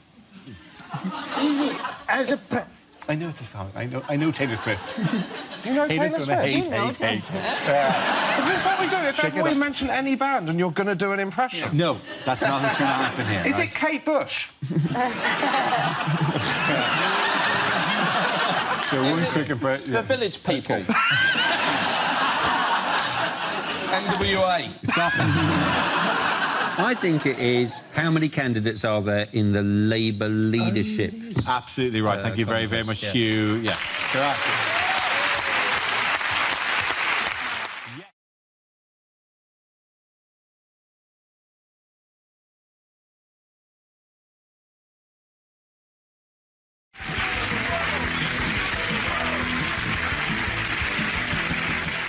As he prepares to assume centre stage, Frankie, you are Iranian President Mahmoud Ahmadinejad. Thank you, got it right in one. You will tell us what he really means. I am Iranian President Mahmoud Ahmadinejad.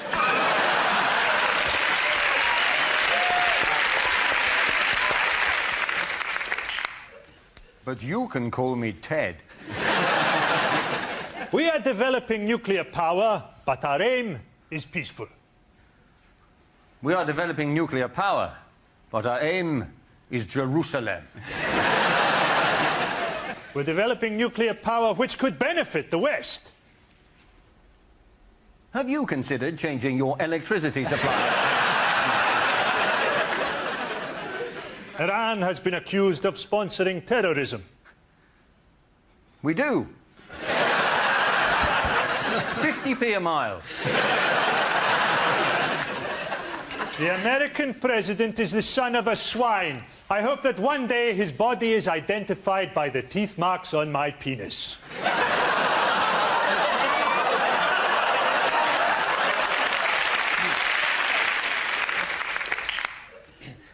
I don't like George Bush.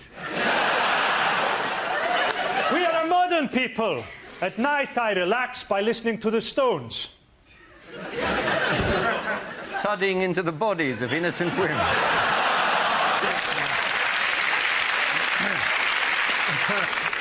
I am opposed to nuclear weapons and would like to see reducing numbers.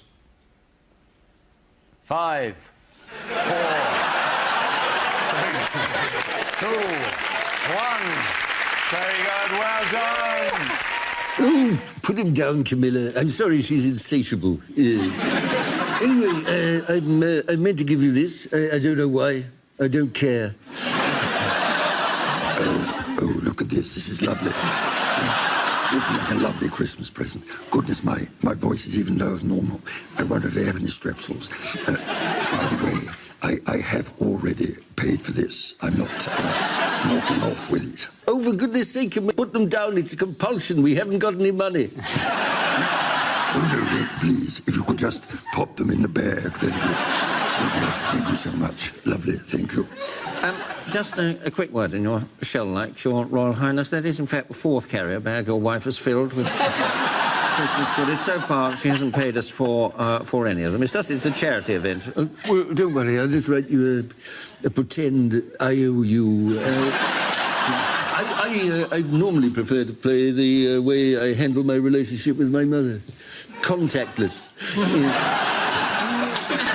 You take your hat off and you bow. That's what you do. Hat off, bow. It may be Christmas, but I'm still the Prince of Wales. Yes. Oh, look at these. These are lovely. Would you give me a small furry aviator? Could I have one, please? No, miserable wanker. Hello, Camilla. We got all the goods you asked us to obtain for you. That's lovely. Are they all here? Oh, what a lovely puppy. Could I have the puppy?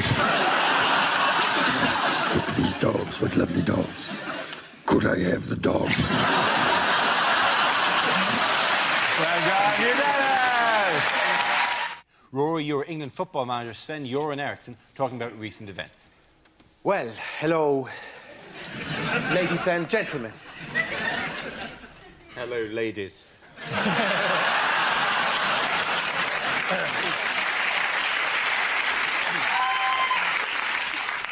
I've just had a meeting with the chief executive of the FA. Well, he said he was from the FA.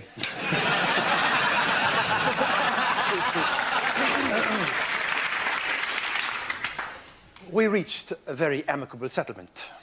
I'm rich! When I took on this job, I knew exactly how much it involved. $4.5 million a year. We'll do well in the World Cup. We've got an excellent squad. Peter Crouch is world class.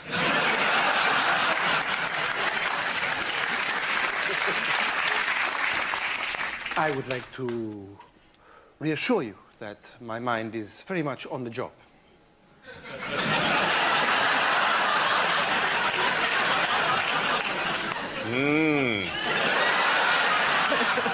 Nice tits.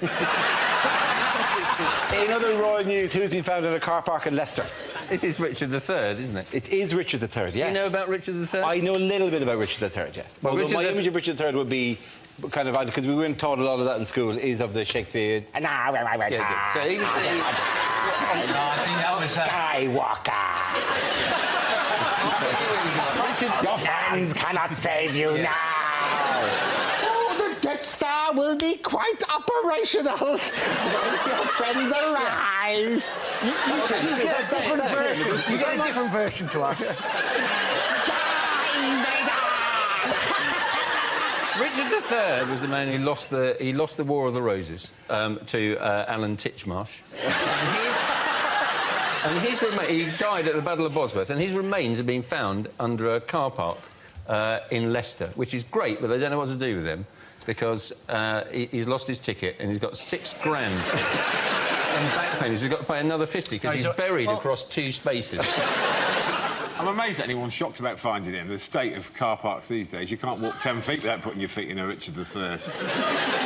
No, it's not a big deal either, is it? They found him in... It's not a big deal. They found Richard. It's not a big deal. They find Prince Harry in a skip most weeks.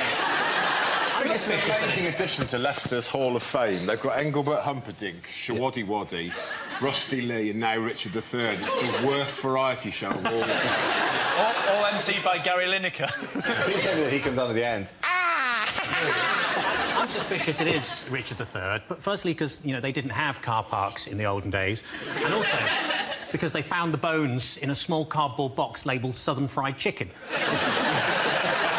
Well, I think that's the reason... Chickens do have a curvature of the spine. Yes, yeah, they do. Wings. It is, yes. And people were a lot smaller then, so... You're right. They weren't the size of a chicken. That's some way I have found Richard III. Just a chicken carcass. Yeah, look. We didn't have to dig. One of the cars pulled out and it was just here. It was just sitting there. They think he killed the Prince in the tower. They're not quite sure, but they think it's with a candlestick or the lead piping. That's one thing. And they think that now he was probably quite a good king, in fact. Don't they? He also said a horse, a kingdom for a horse. I think he should be saying, the Force! The Force! 9 1/2 for the Force! Skywalker! That is the greatest thing of everything in the world. Like, oh, the Death Star will be quite operational. It was a pit-beating monkey, this. Yeah. Monkey! I have given... like a Chinese Death Star. This Death Star a lot cheaper than the other Death Star! But it's not faster! What the hell is this? You cross my palm with my lightsaber. I tell you fortune! You deliver to Endor! Endor outside of range! You have to correct! I put down the force field so you can get in, innit?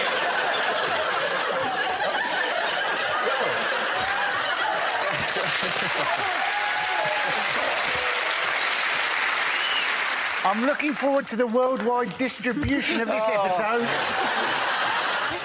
He's just so sort of unbearably sort of patronising and out of touch, isn't he? Yes. Well, who hasn't dropped some cocaine tablets and listened to the Arctic Kaiser Chiefs? I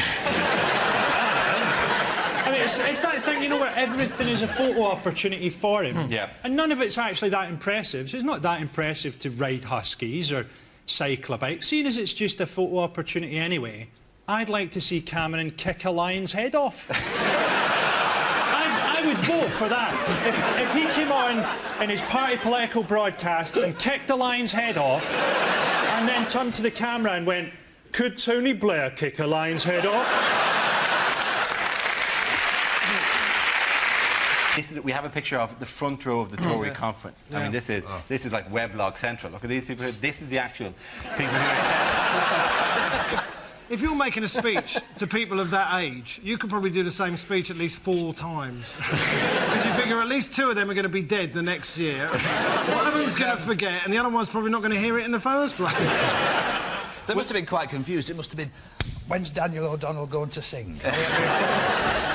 There was a lovely kind of... I have to say, I hated it when there's comedians in the audience, particularly when they're in the royal box, because my wife loves the tennis, absolutely, and she's glued to Wimbledon every year, and every time it cuts to the royal box, it's like Michael McIntyre or Stephen Fry is in there. I can just feel my wife's eyes on me, like, if you were just a bit funnier. Unlikely lines from a blockbuster movie.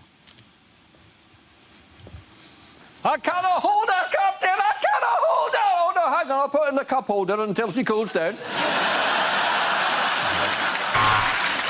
Say hello to my little friend. This is Warwick Davis.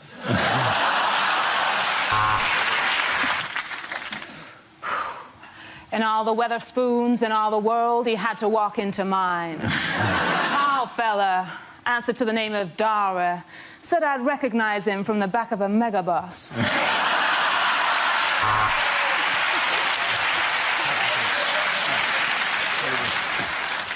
This is the furthest outreaches of the universe, Alpha Centauri. How did they get to host the World Cup?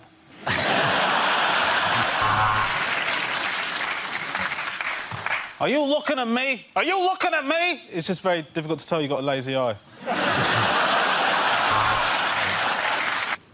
Well, lovely to see you, David. Oink, oink. Lovely to see you too, Angler. Particularly because when the car pulled up, I thought you were Nicola Sturgeon. Terrible woman, of course. Anyway, loving the jacket. Have you come as one of the minions? I'm wearing yellow because it's the colour of Nick Clegg and I know how much you miss him. Also, it's the colour of mustard you might have on pork. Oh, what, that silly thing? Oh, that's a plinth, small enough to hold the names of every refugee we haven't let in from Syria. Anyway, over to you, Angler. Thank you very much, David. There are many things. Germans would like to teach Britain how to make a decent car, how to falsify emissions records. Oh, God, I can't help daydreaming. I wonder how Porky is now. Mostly, I want to talk about the European referendum. You plan to renegotiate, then hold an in-out referendum. This is wrong. It should be in-out, then shake it all about. Well, thank you, Angler. That's certainly the approach I took in Oxford all those years ago. OK, here we go. The first subject tonight is commercials that never made it to air. I'm Tony the Tiger. Siegfried and Roy taste great. For effective ethnic cleansing, use Milosevic.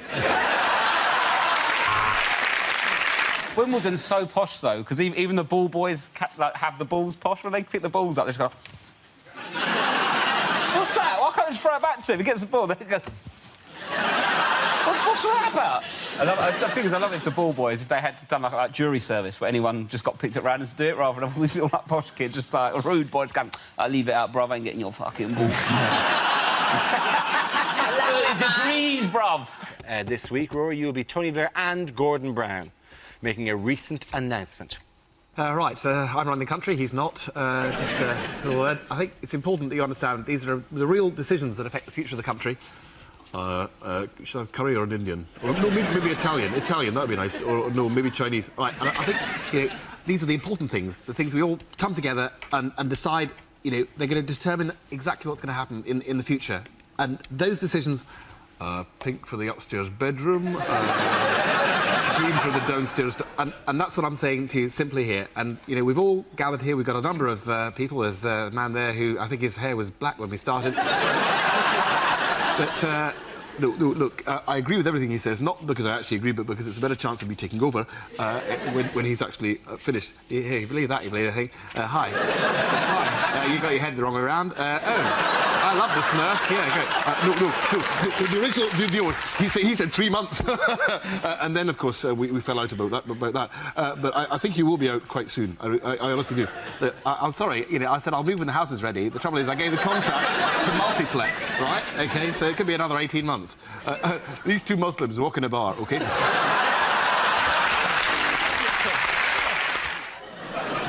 Hello. I'm looking for a woman with massive tits. So that she won't be intimidated by mine.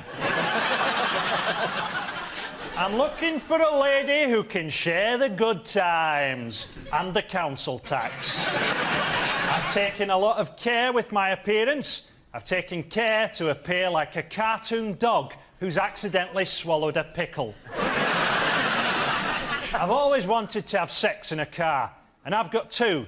So I reckon if we park them side by side and take the doors off, I could just about manage it.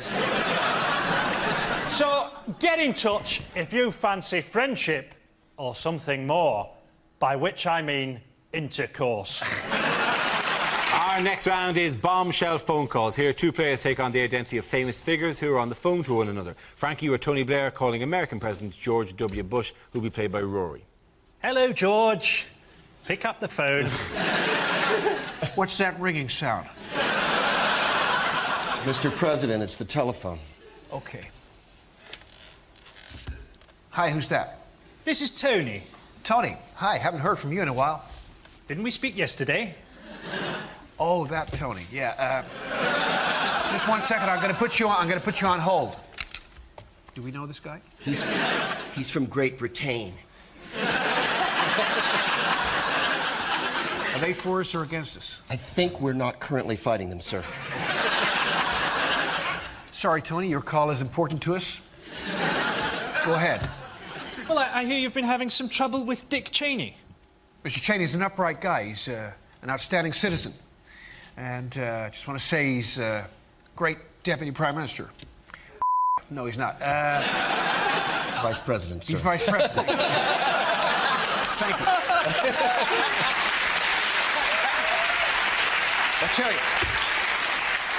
I'll tell you, every world leader could do with a dick as their deputy. Well, I've certainly got one.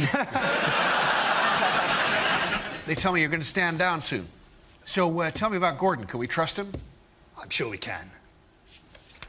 Arrange a meeting with Gordon and the I can't speak either. Arrange a meeting with Gordon and the Lizard Masters. I'm sorry, did you say Lizard Masters? I have to say, George, this impression is uncanny. Ah, tally-ho, look out, posh boy coming through. I wonder if there's any grub. I'm absolutely starving. Now, remember why we're here, Boris? We're here to reassure the public about spending cuts, not just so you can eat. No, but look, there's cake. There's cake. There's loads of cake. I love cake. They've got all sorts of cake. They've got pink cake. They've got blue cake. What am I? Am I pink? Am I blue? Am I pink? I've never been pink. God, I sound like William Hague. Anyway, all the cake's on cameras. He's got loads of cash from the spending cuts. Actually, this is the last £10 left in Britain, so we'd best be careful with it. Well, I want a meringue. I love a meringue. I love all the cream in a meringue. Well, why don't you share mine? I mean, times are hard. Well, I could, I suppose, but I have a rule. I have a rule. I never share anything with another man, unless, of course, it's his wife. Here we go. Now, careful, don't get any of the white stuff up there. No, that would be very bad. Anyway. So, do you have any change? We were hoping to save some for the poor people. It doesn't really matter, but if there is some left over... Have you? £3, lovely. That's absolutely perfect. God, there's a big crowd here. I wonder if I could do them for the congestion charge. They absolutely love me for the congestion charge. They love my blonde-haired buffoonery. They love me. Come on, Boris. Oh, yes, they love me. And they love me when I'm riding my bike. That's what they really love. Yes, oops. There we go. That's the Pakistani betting syndicate satisfied. Oh, look, lovely. Sticky fingers. Yes, I love a sticky finger. That's not the first. Oh, look, a genuine Cockney. Hello, how are you? Oh, Lauren Lummy, who shot Cock Robin, apples and pears. Down the old chimney, Mary Poppins, the Cray twins, innit? I'm sorry, I have no idea what you're talking about. Well done, you. Things you'd never hear a French person say. Of course, it looked hopeless, but we kept fighting.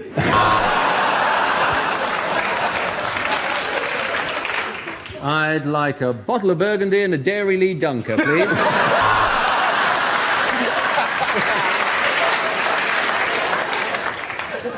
You're English. How nice to meet you. J'aime beaucoup, Monsieur Jeremy Clarkson. I've just bought a wonderful little holiday home in the south of Birmingham. OK, our next topic is what the voices in Tony Blair's head are saying. You will obey! You will obey! Trains, toilets and celebrities. What is the question? Is it, if you're going to make a sex tape on public transport, what 3 things do you need? Is it what Peter Andre says when he's asked what his daily routine is? Our trains, our toilets, and our celebrities. Is it what?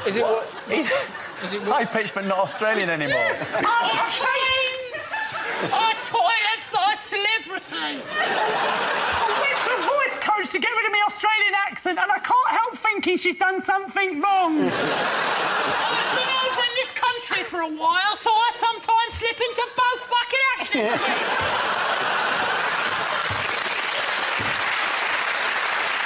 Our trains got them a six-pack. I don't miss my jeans. And then on to the celebrities are making the money for the kids.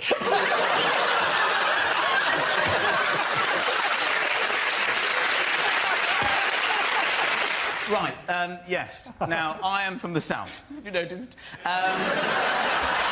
I have been north, up the M1, and I don't know what happens to the word the. It seems to disappear at about junction 25 on the M1, and the word the just goes, that's it from me, I'm getting off. You go on ahead. Are you coming with? No, I'm not interested up there. And then you get there and they don't have this, fridge, or you're going up to... What are you doing? My first experience of this was when I went to the cinema in Leeds. I saw The Lion, the Witch and the Wardrobe. I have to had more fun asking the woman what it is I'd booked to see than watching the entire movie itself. So what is it I'm seeing here today? Took one, took witch and took one. What are you talking about? Are you hearing this? Are you taking toothpaste? Yes, of course. I thought it might be a nice idea maybe to go to HMV and get a DVD of The Lion, the Witch and the Wardrobe, maybe The Good, the Bad and the Ugly, and perhaps an album by The, and just line them up on the counter. What is it I've decided to purchase here? Took one, took witch and took wardrobe. Took good, took bad and took ugly. And took. Thank you. Well done, Michael. When I went on Dragon's Den, how much did I want for a 2% share in my body hoover business? James, talk numbers. How many? What's your turnover? Well, Deborah. I haven't really got the numbers in my head. That's what they say, isn't it? Right, I'm out. That usually gets... Is it what is the count in Sesame Street up to now? We think he's just somewhere in a bar, yes. just still counting. Tiny Transylvanian puppet in a bar. 1.5. We start tonight with a round called Picture of the Week. I show the panel a topical image and ask them to tell me what's happening. So, what's going on here? Is Putin saying, damn, did I put the cyanide in the tea or in the sherry? Is Cameron, in fact, trying to upset Putin by trying to drink his sherry in the most gay way possible? Putin does look really relaxed, doesn't he? I think he's watching one of his favourite sports and maybe two bears killing a dog. What, Bear Dog? I love Bear Dog. I watch it on Russian television all the time. Cameron presumably is just saying, 2 more series and I invade Syria. Is that David Cameron tries to lighten the mood at the G20 by playing a tiny trumpet? Are you sure it's not actually a picture of Mr. Burns and Smithers? I think they're discussing election strategy. I think Putin's explaining how he's already won his next 4 elections. Presumably they're playing the Obama speech drinking game. Every time Obama says red line, they have to have a drink. Maybe neither of them are speaking. That's true.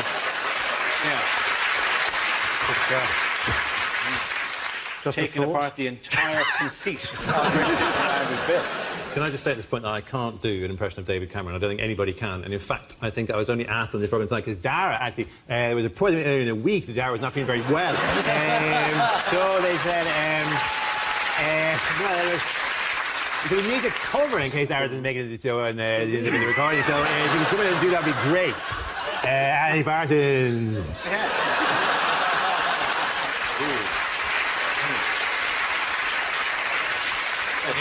What a particularly savage Ed Byrne impersonation you're doing there. I never knew he had a love child with Louis Walsh, but they seem to be living in one giant house together, raised by Terry Wogan. Anyway, so...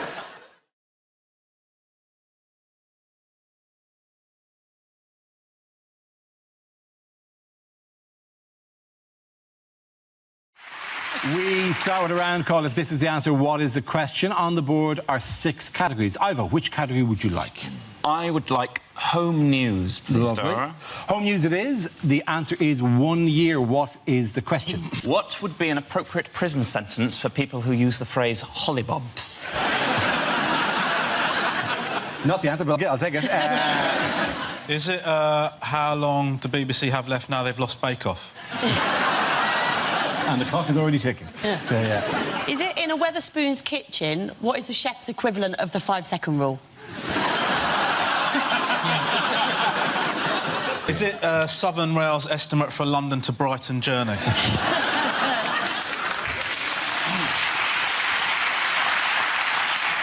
Do people kiss goodbye to their children at a Southern Rail station and go, you look after your mum? How long does it take to earn £100 if you work at Sports Direct? How long does it take a YouTube clip to buffer at my parents' house? Is it... How long would Charles Manson have gotten in prison if he'd been a promising swimmer? Yeah. Bit of truth. Bit of politics there. How long does Jeremy Hunt want junior doctors to work per week?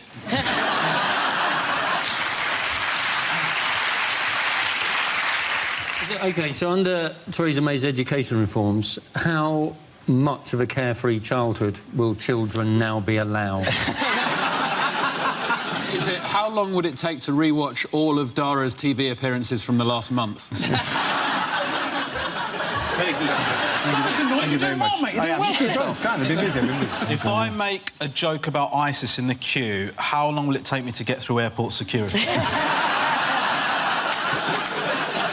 is that the correct answer?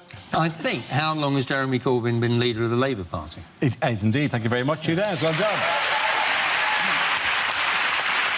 Yes, the question I was looking for was for how long has Jeremy Corbyn been leader of the Labour Party, and will he stay as leader of the Labour Party? He's not had a very successful year, has he? Really, he moves forward with all the dynamism, energy, and impetus of a canal boat.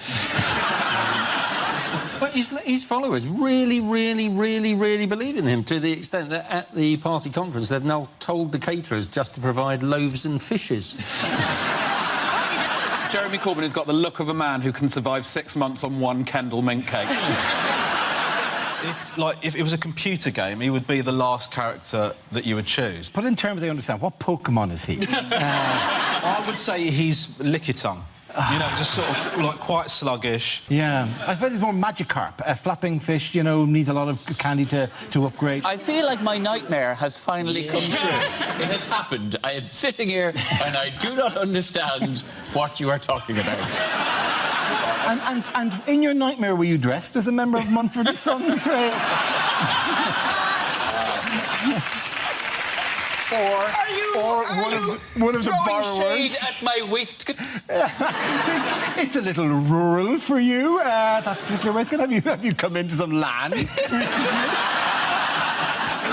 Neither he or his challenger for the party leadership, Owen Smith, would make very good X-Men. Corbyn's superpower would be sitting in a corridor even though there are seats available. And Owen Smith's superpower would be if he walks into a room, no one knows who he is. Because Owen Smith, he looks like God's tried to make the most boring-looking man he can, and halfway through he got bored.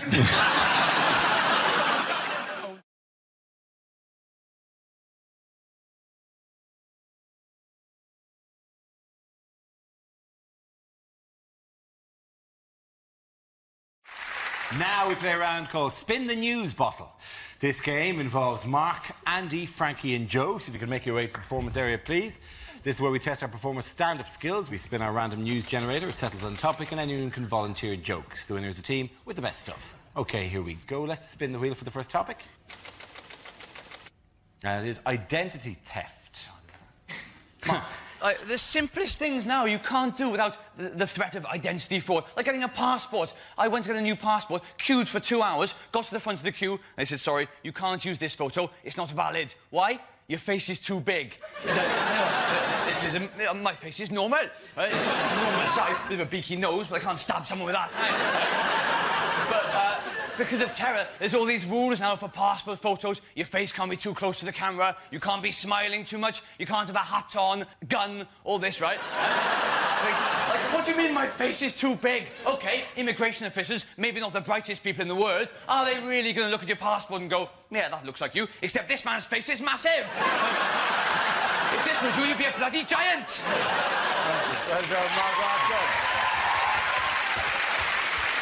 OK, let's spin the wheel again. And the subject is terror threat? Joe Coffey. I've been given quite a lot of thought to the whole suicide bomber situation. Now, what I'm thinking about particularly is their award of 72 virgins, because I think they haven't really thought this through. Because what the suicide bomber is imagining as a virgin may be very different in reality. Because do you know who's also a virgin? My Auntie Joyce in Dublin. She's 67 and lives with 14 cats. I don't think that's what they've got in mind. But I think that would truly be divine justice. You've blown yourself up, you get to heaven, what's your reward? My Auntie Joyce.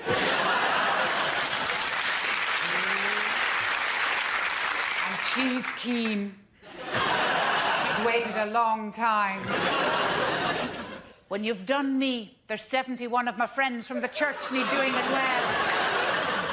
You'll have to do Bridget from behind. She's on a Zimmer frame now. Joe Coffey!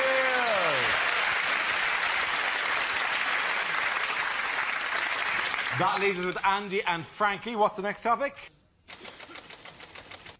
Topic is drugs. Andy's in. Now, it seems only 27 people in Britain died from taking ecstasy last year, right? 50 people died from swallowing a bee. 72 people died attempting DIY in their own home. So how come we haven't also got campaigns, bees, don't swallow them,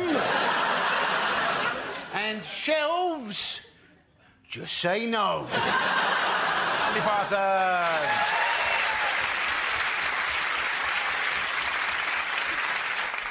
Let's see what Frankie has left. Topic is celebrity. Yeah, I've got a bit of an insight into this because I've got to that stage in Scotland where people recognise me but they don't know where from. So last week I got followed by two guys who thought that I was the wee bear from Bo Selector.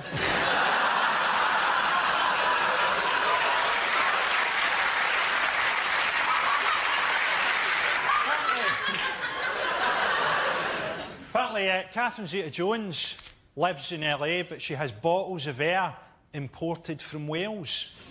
When I want my house to smell like Wales, I just kick my dog until it farts.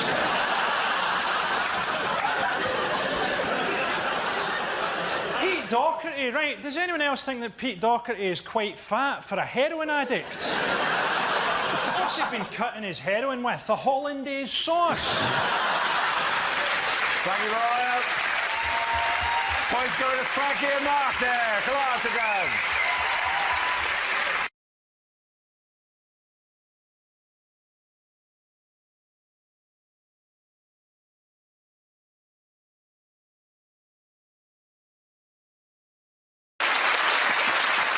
We start with a round called Picture of the Week. I show the panel a topical image and ask them to tell me what's happening. So, what's going on here? Oh, is this the live-action remake of the Pixar film Up? Is Trump saying, of all the Kims I've met this week, you're in the top 2 sexiest? Is Donald Trump saying, I've always been a very big fan of yours, Mr. McIntyre? Wait. Is it the finalists from the world's worst hair competition meet up? Is Trump saying, don't look now, but he's got a telephone on his head? Don't think much of this remake of Rush Hour. Is this the people who are down to the last 2 to present Saturday Night Takeaway? Is he having a little fart there? Look, he's got back flaps up. How long have you been working in men's tailoring? It's not. I'm not sure that's exactly what it's for, but it's certainly never referred to as. And certainly, we've also included a little back flap. Or is Trump saying it's good to see the American flag next to the flag for Pret-a-Manger? Does anyone have the actual answer? This is the summit between Kim Jong-un and Donald Trump in Singapore. Absolutely right. Thank you very much. Yes. This is a picture of the North Korean leader Kim Jong-un and US President Donald Trump. This week, the two signed an agreement to move towards the denuclearization of North Korea. How did the summit go, then? Are we writing the first draft of history here? Was it a success, or are we all going, did that just happen? What was that? It seemed to go well, but you can't really tell. Trump did no preparation, apparently, for it at all. And his excuse for doing that was that he didn't need to, because he said, I rely on my touch, my feel, that's what I do. And that is why 24 women are accusing him of sexual assault. North Korea said that they would destroy a missile site, but they didn't specify that it would be a North Korean missile site. We shall denuclearise by using up all our nuclear bombs on South Korea. A plan which is literally soul-destroying. Yes. You also don't need to know. Thank you! I'll take it. Trump said the past does not have to define our future, which to me proves that he has read Gareth Southgate's England team talk. How did he arrive, by the way? Did he arrive in a great pomp? In a big house with balloons attached to them. Yeah. He arrived in a sort of a motorcade, didn't he, with lots of... He always travels with the motorcade with people running alongside. Look like they've just push-started it. Is he going to win a Nobel Prize for this? I'm sorry, just put that. Is he going to win the Nobel Prize for this? Which one? Trump, presumably. He's certainly not going to win it for physics or literature.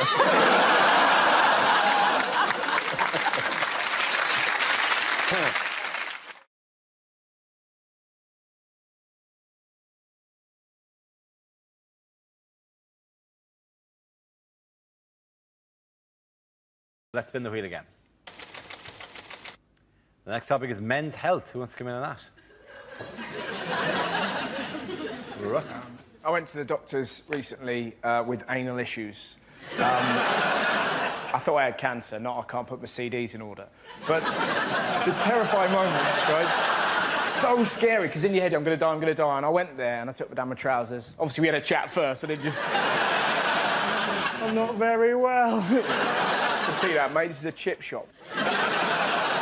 You've never done it slower in your life. I was just peeling them down. I got them down to about there. Just heard his booming voice go, in the other room. You have a decision to make there. Do you pull them up or do you waddle with pride, right? You waddle, that's what you do. When you waddle, you can't help but giggle. The last thing you need is to be giggling before a man's going to pop his finger in your Richard, because now you're a wiggling target, right? I'll be honest, when the finger goes in, you're not laughing anymore! You're like a red arrow! And that's the moment they chat. How you doing? Fine. Can you draw the curtains? We've gathered quite a crowd. Look at that, it's Atrium Steps and he's getting violated. I'm not alone!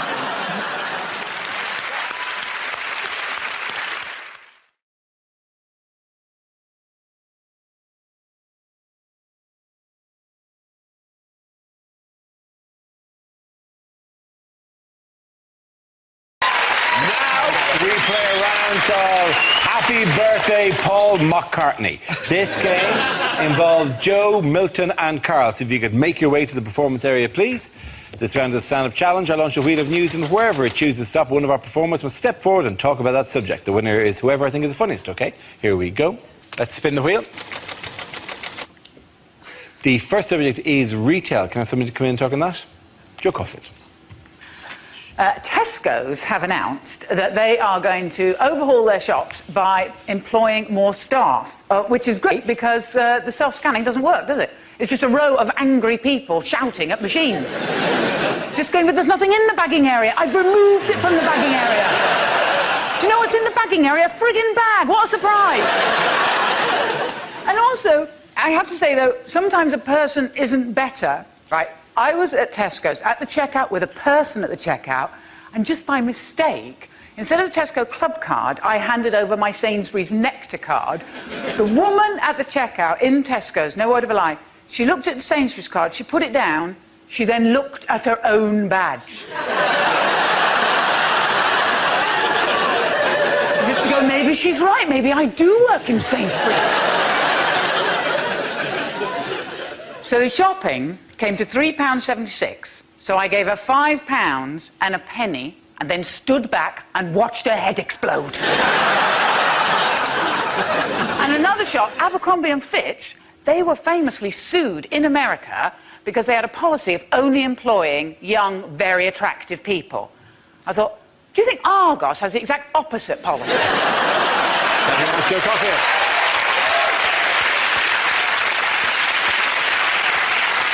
OK, let's spin the wheel again. The subject is health. Who wants to come in that? Cara. Right. I suffer from recurring stomach problems, which sometimes lead me into quite embarrassing situations. One happened when, about 2 years ago, I went to see Alicia Keys live in concert at the O2 Arena. That's not the embarrassing bit. En route to meet friends to go to the show, I stopped off with my doctor to get a little checkup, and he said it was all fine, but he wanted a stool sample, so he gave me a little pot and said, do your sample, drop it in the morning.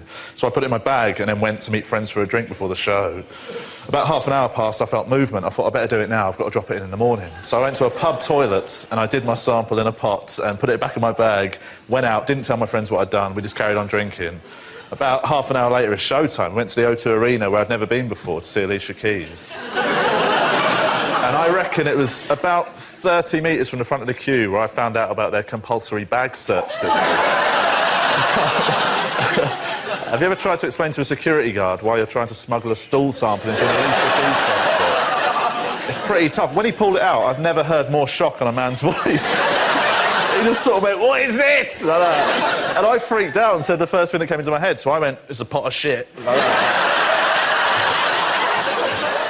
Which he then repeated louder, right? So he just sort of went, a pot of shit! And it went back down the queue like Chinese whispers. About sort of 20 people back, I think I heard somebody go, I think there's a guy with a bowl of chips at the front or something. So I'm just there, totally embarrassed, didn't know what to do, I'm always crying. I explain my story. The guy gets his supervisor, who comes over, and this is a great response. I was honestly like, oh, I've got a bag, sorry.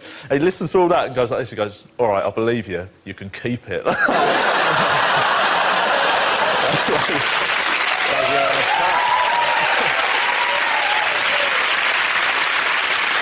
OK, that leaves us with Milton. Let's see what you've been left with. Let's spin the wheel. The subject is relatives.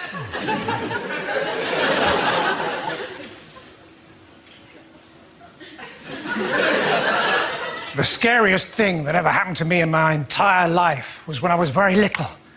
My dad said, I'm just going to pop upstairs. And he went upstairs and he popped.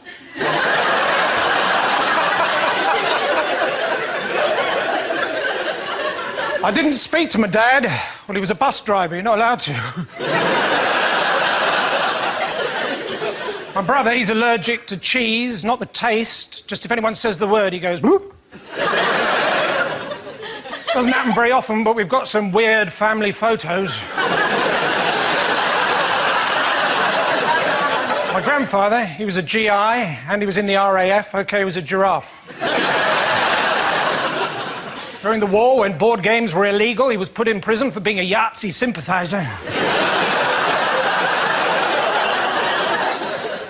My uncle, he was a security guard at the O2 Arena.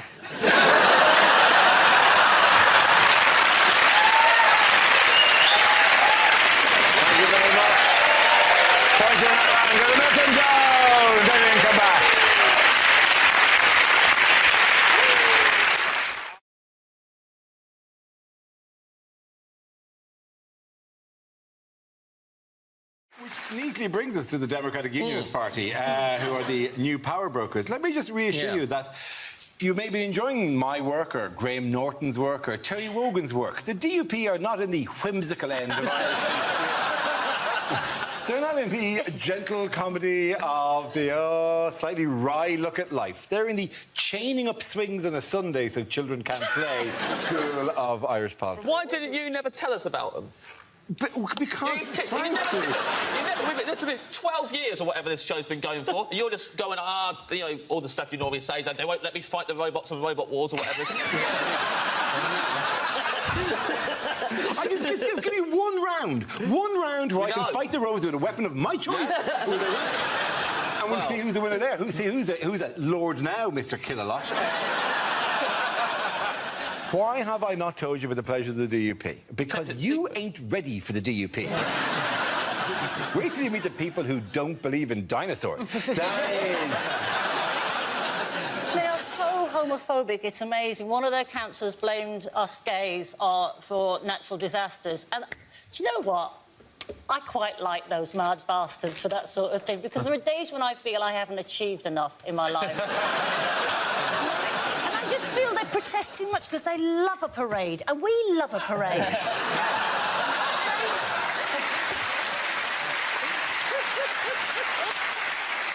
One of them was on the council, and somebody applied to put an Oktoberfest, to hold an Oktoberfest, and he said that's fine, but then tried to ban beer.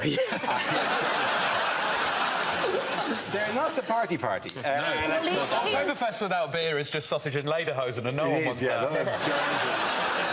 There's sort of constantly been an obsession with sort of what Labour might do, and even after the election there's been an obsession with Labour ministers having to U-turn because they supported Jeremy Corbyn. But surely the, DUP thing is the biggest U-turn of all, to go with the other U-turns on social care and the fact that Theresa May campaigned for Remain and is now pushing for a Brexit so aggressive Pret a Manger is going to have to change its name to Lunch in it.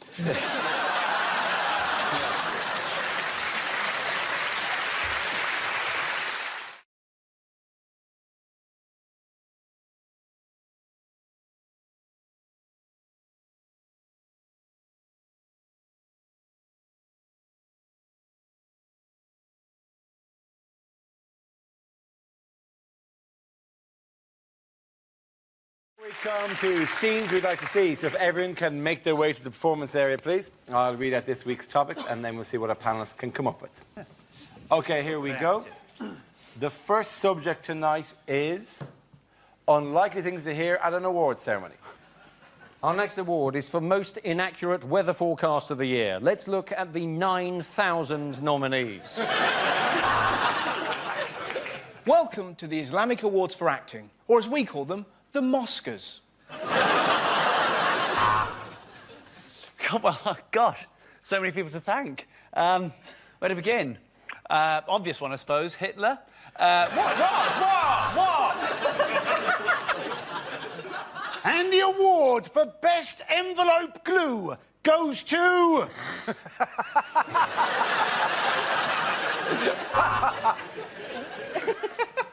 Now, Teacher of the Year. Quieten down. It's your own time you're wasting. Time now for us to celebrate some of the stars of show business who sadly are still with us. I'll just open the envelope. Oh, it's full of gold.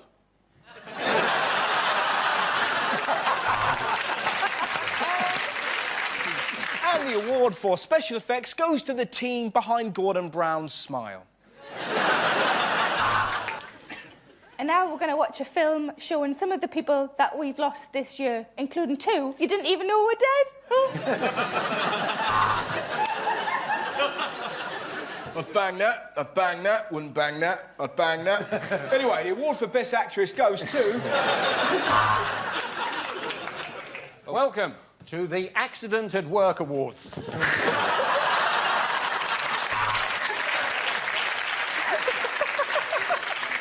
And winner of the Suicide Bomber of the Year. I'm afraid they couldn't be with us tonight.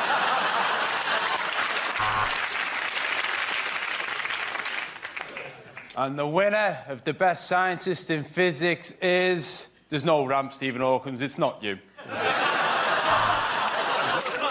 The next category is things you wouldn't want to hear on a cruise.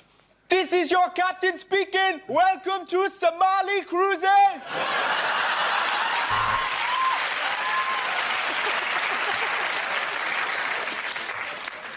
We've had reports of an iceberg, but don't worry, no ship has ever been sunk by a lettuce.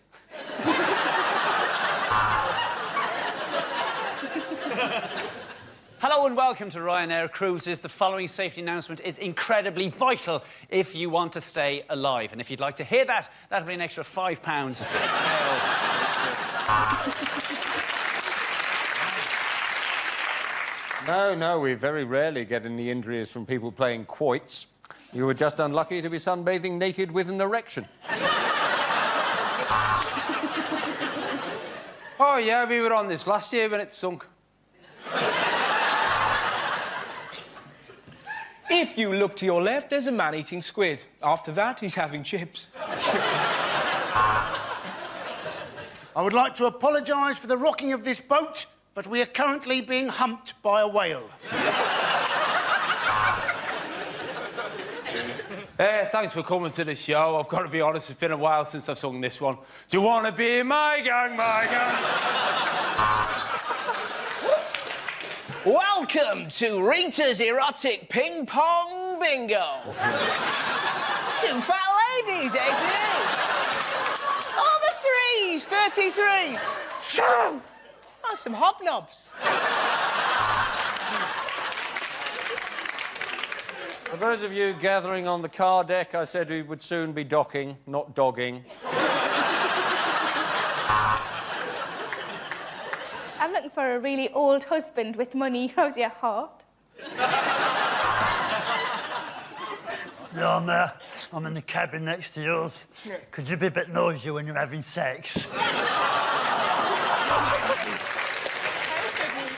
There appears to have been an incident in the swimming pool.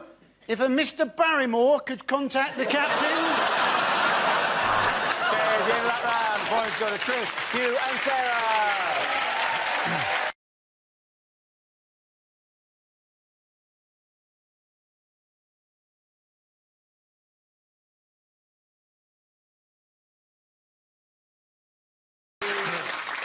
Moving on, what new feature on the phone app Snapchat has become the latest viral trend? Terrible. It's that thing where you get to turn yourself into another gender.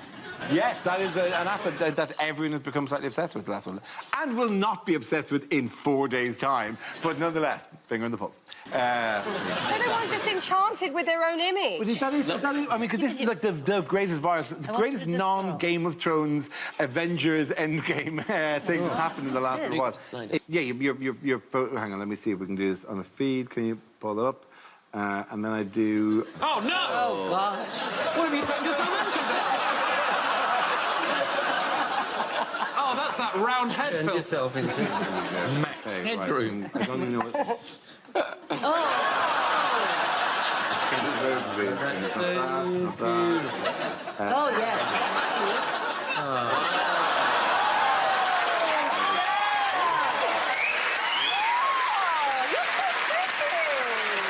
I don't think I'm good. I don't think one of the cores. Even with this filter, the hair is still sort of invisible. Yeah. I'll tell you what you look. Oh God! I'll tell you what. Dara, you look like the Megabus man's wife.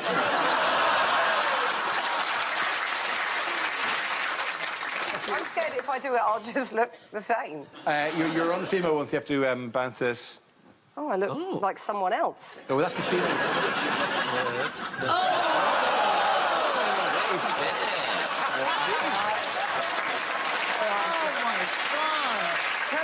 is what I look like if I don't pluck my face. He looks like the sort of man who cuts his own hair. That's really upsetting. It is, and you know what? That's why I would never do that, and that's why I don't encourage any of my daughters to do it, because look, I'm from India. You know, we have great hair, not just here.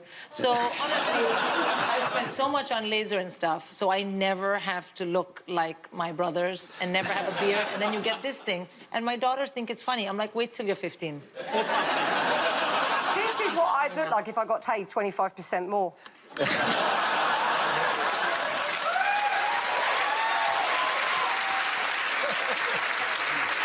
Oh my God!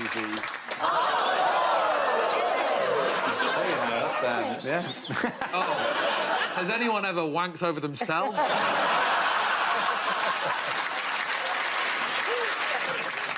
Reece, I look like your fit mum.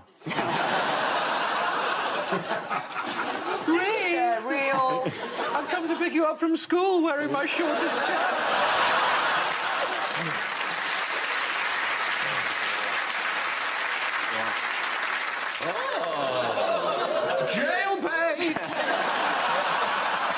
Well, aren't you the cutest little GCSE student? Oh, hello. There you go. It is me, Ed Gamble. And if I go across a couple, it is me, Rob Beckett. Give that round of applause to Ed, Kerry and Reece.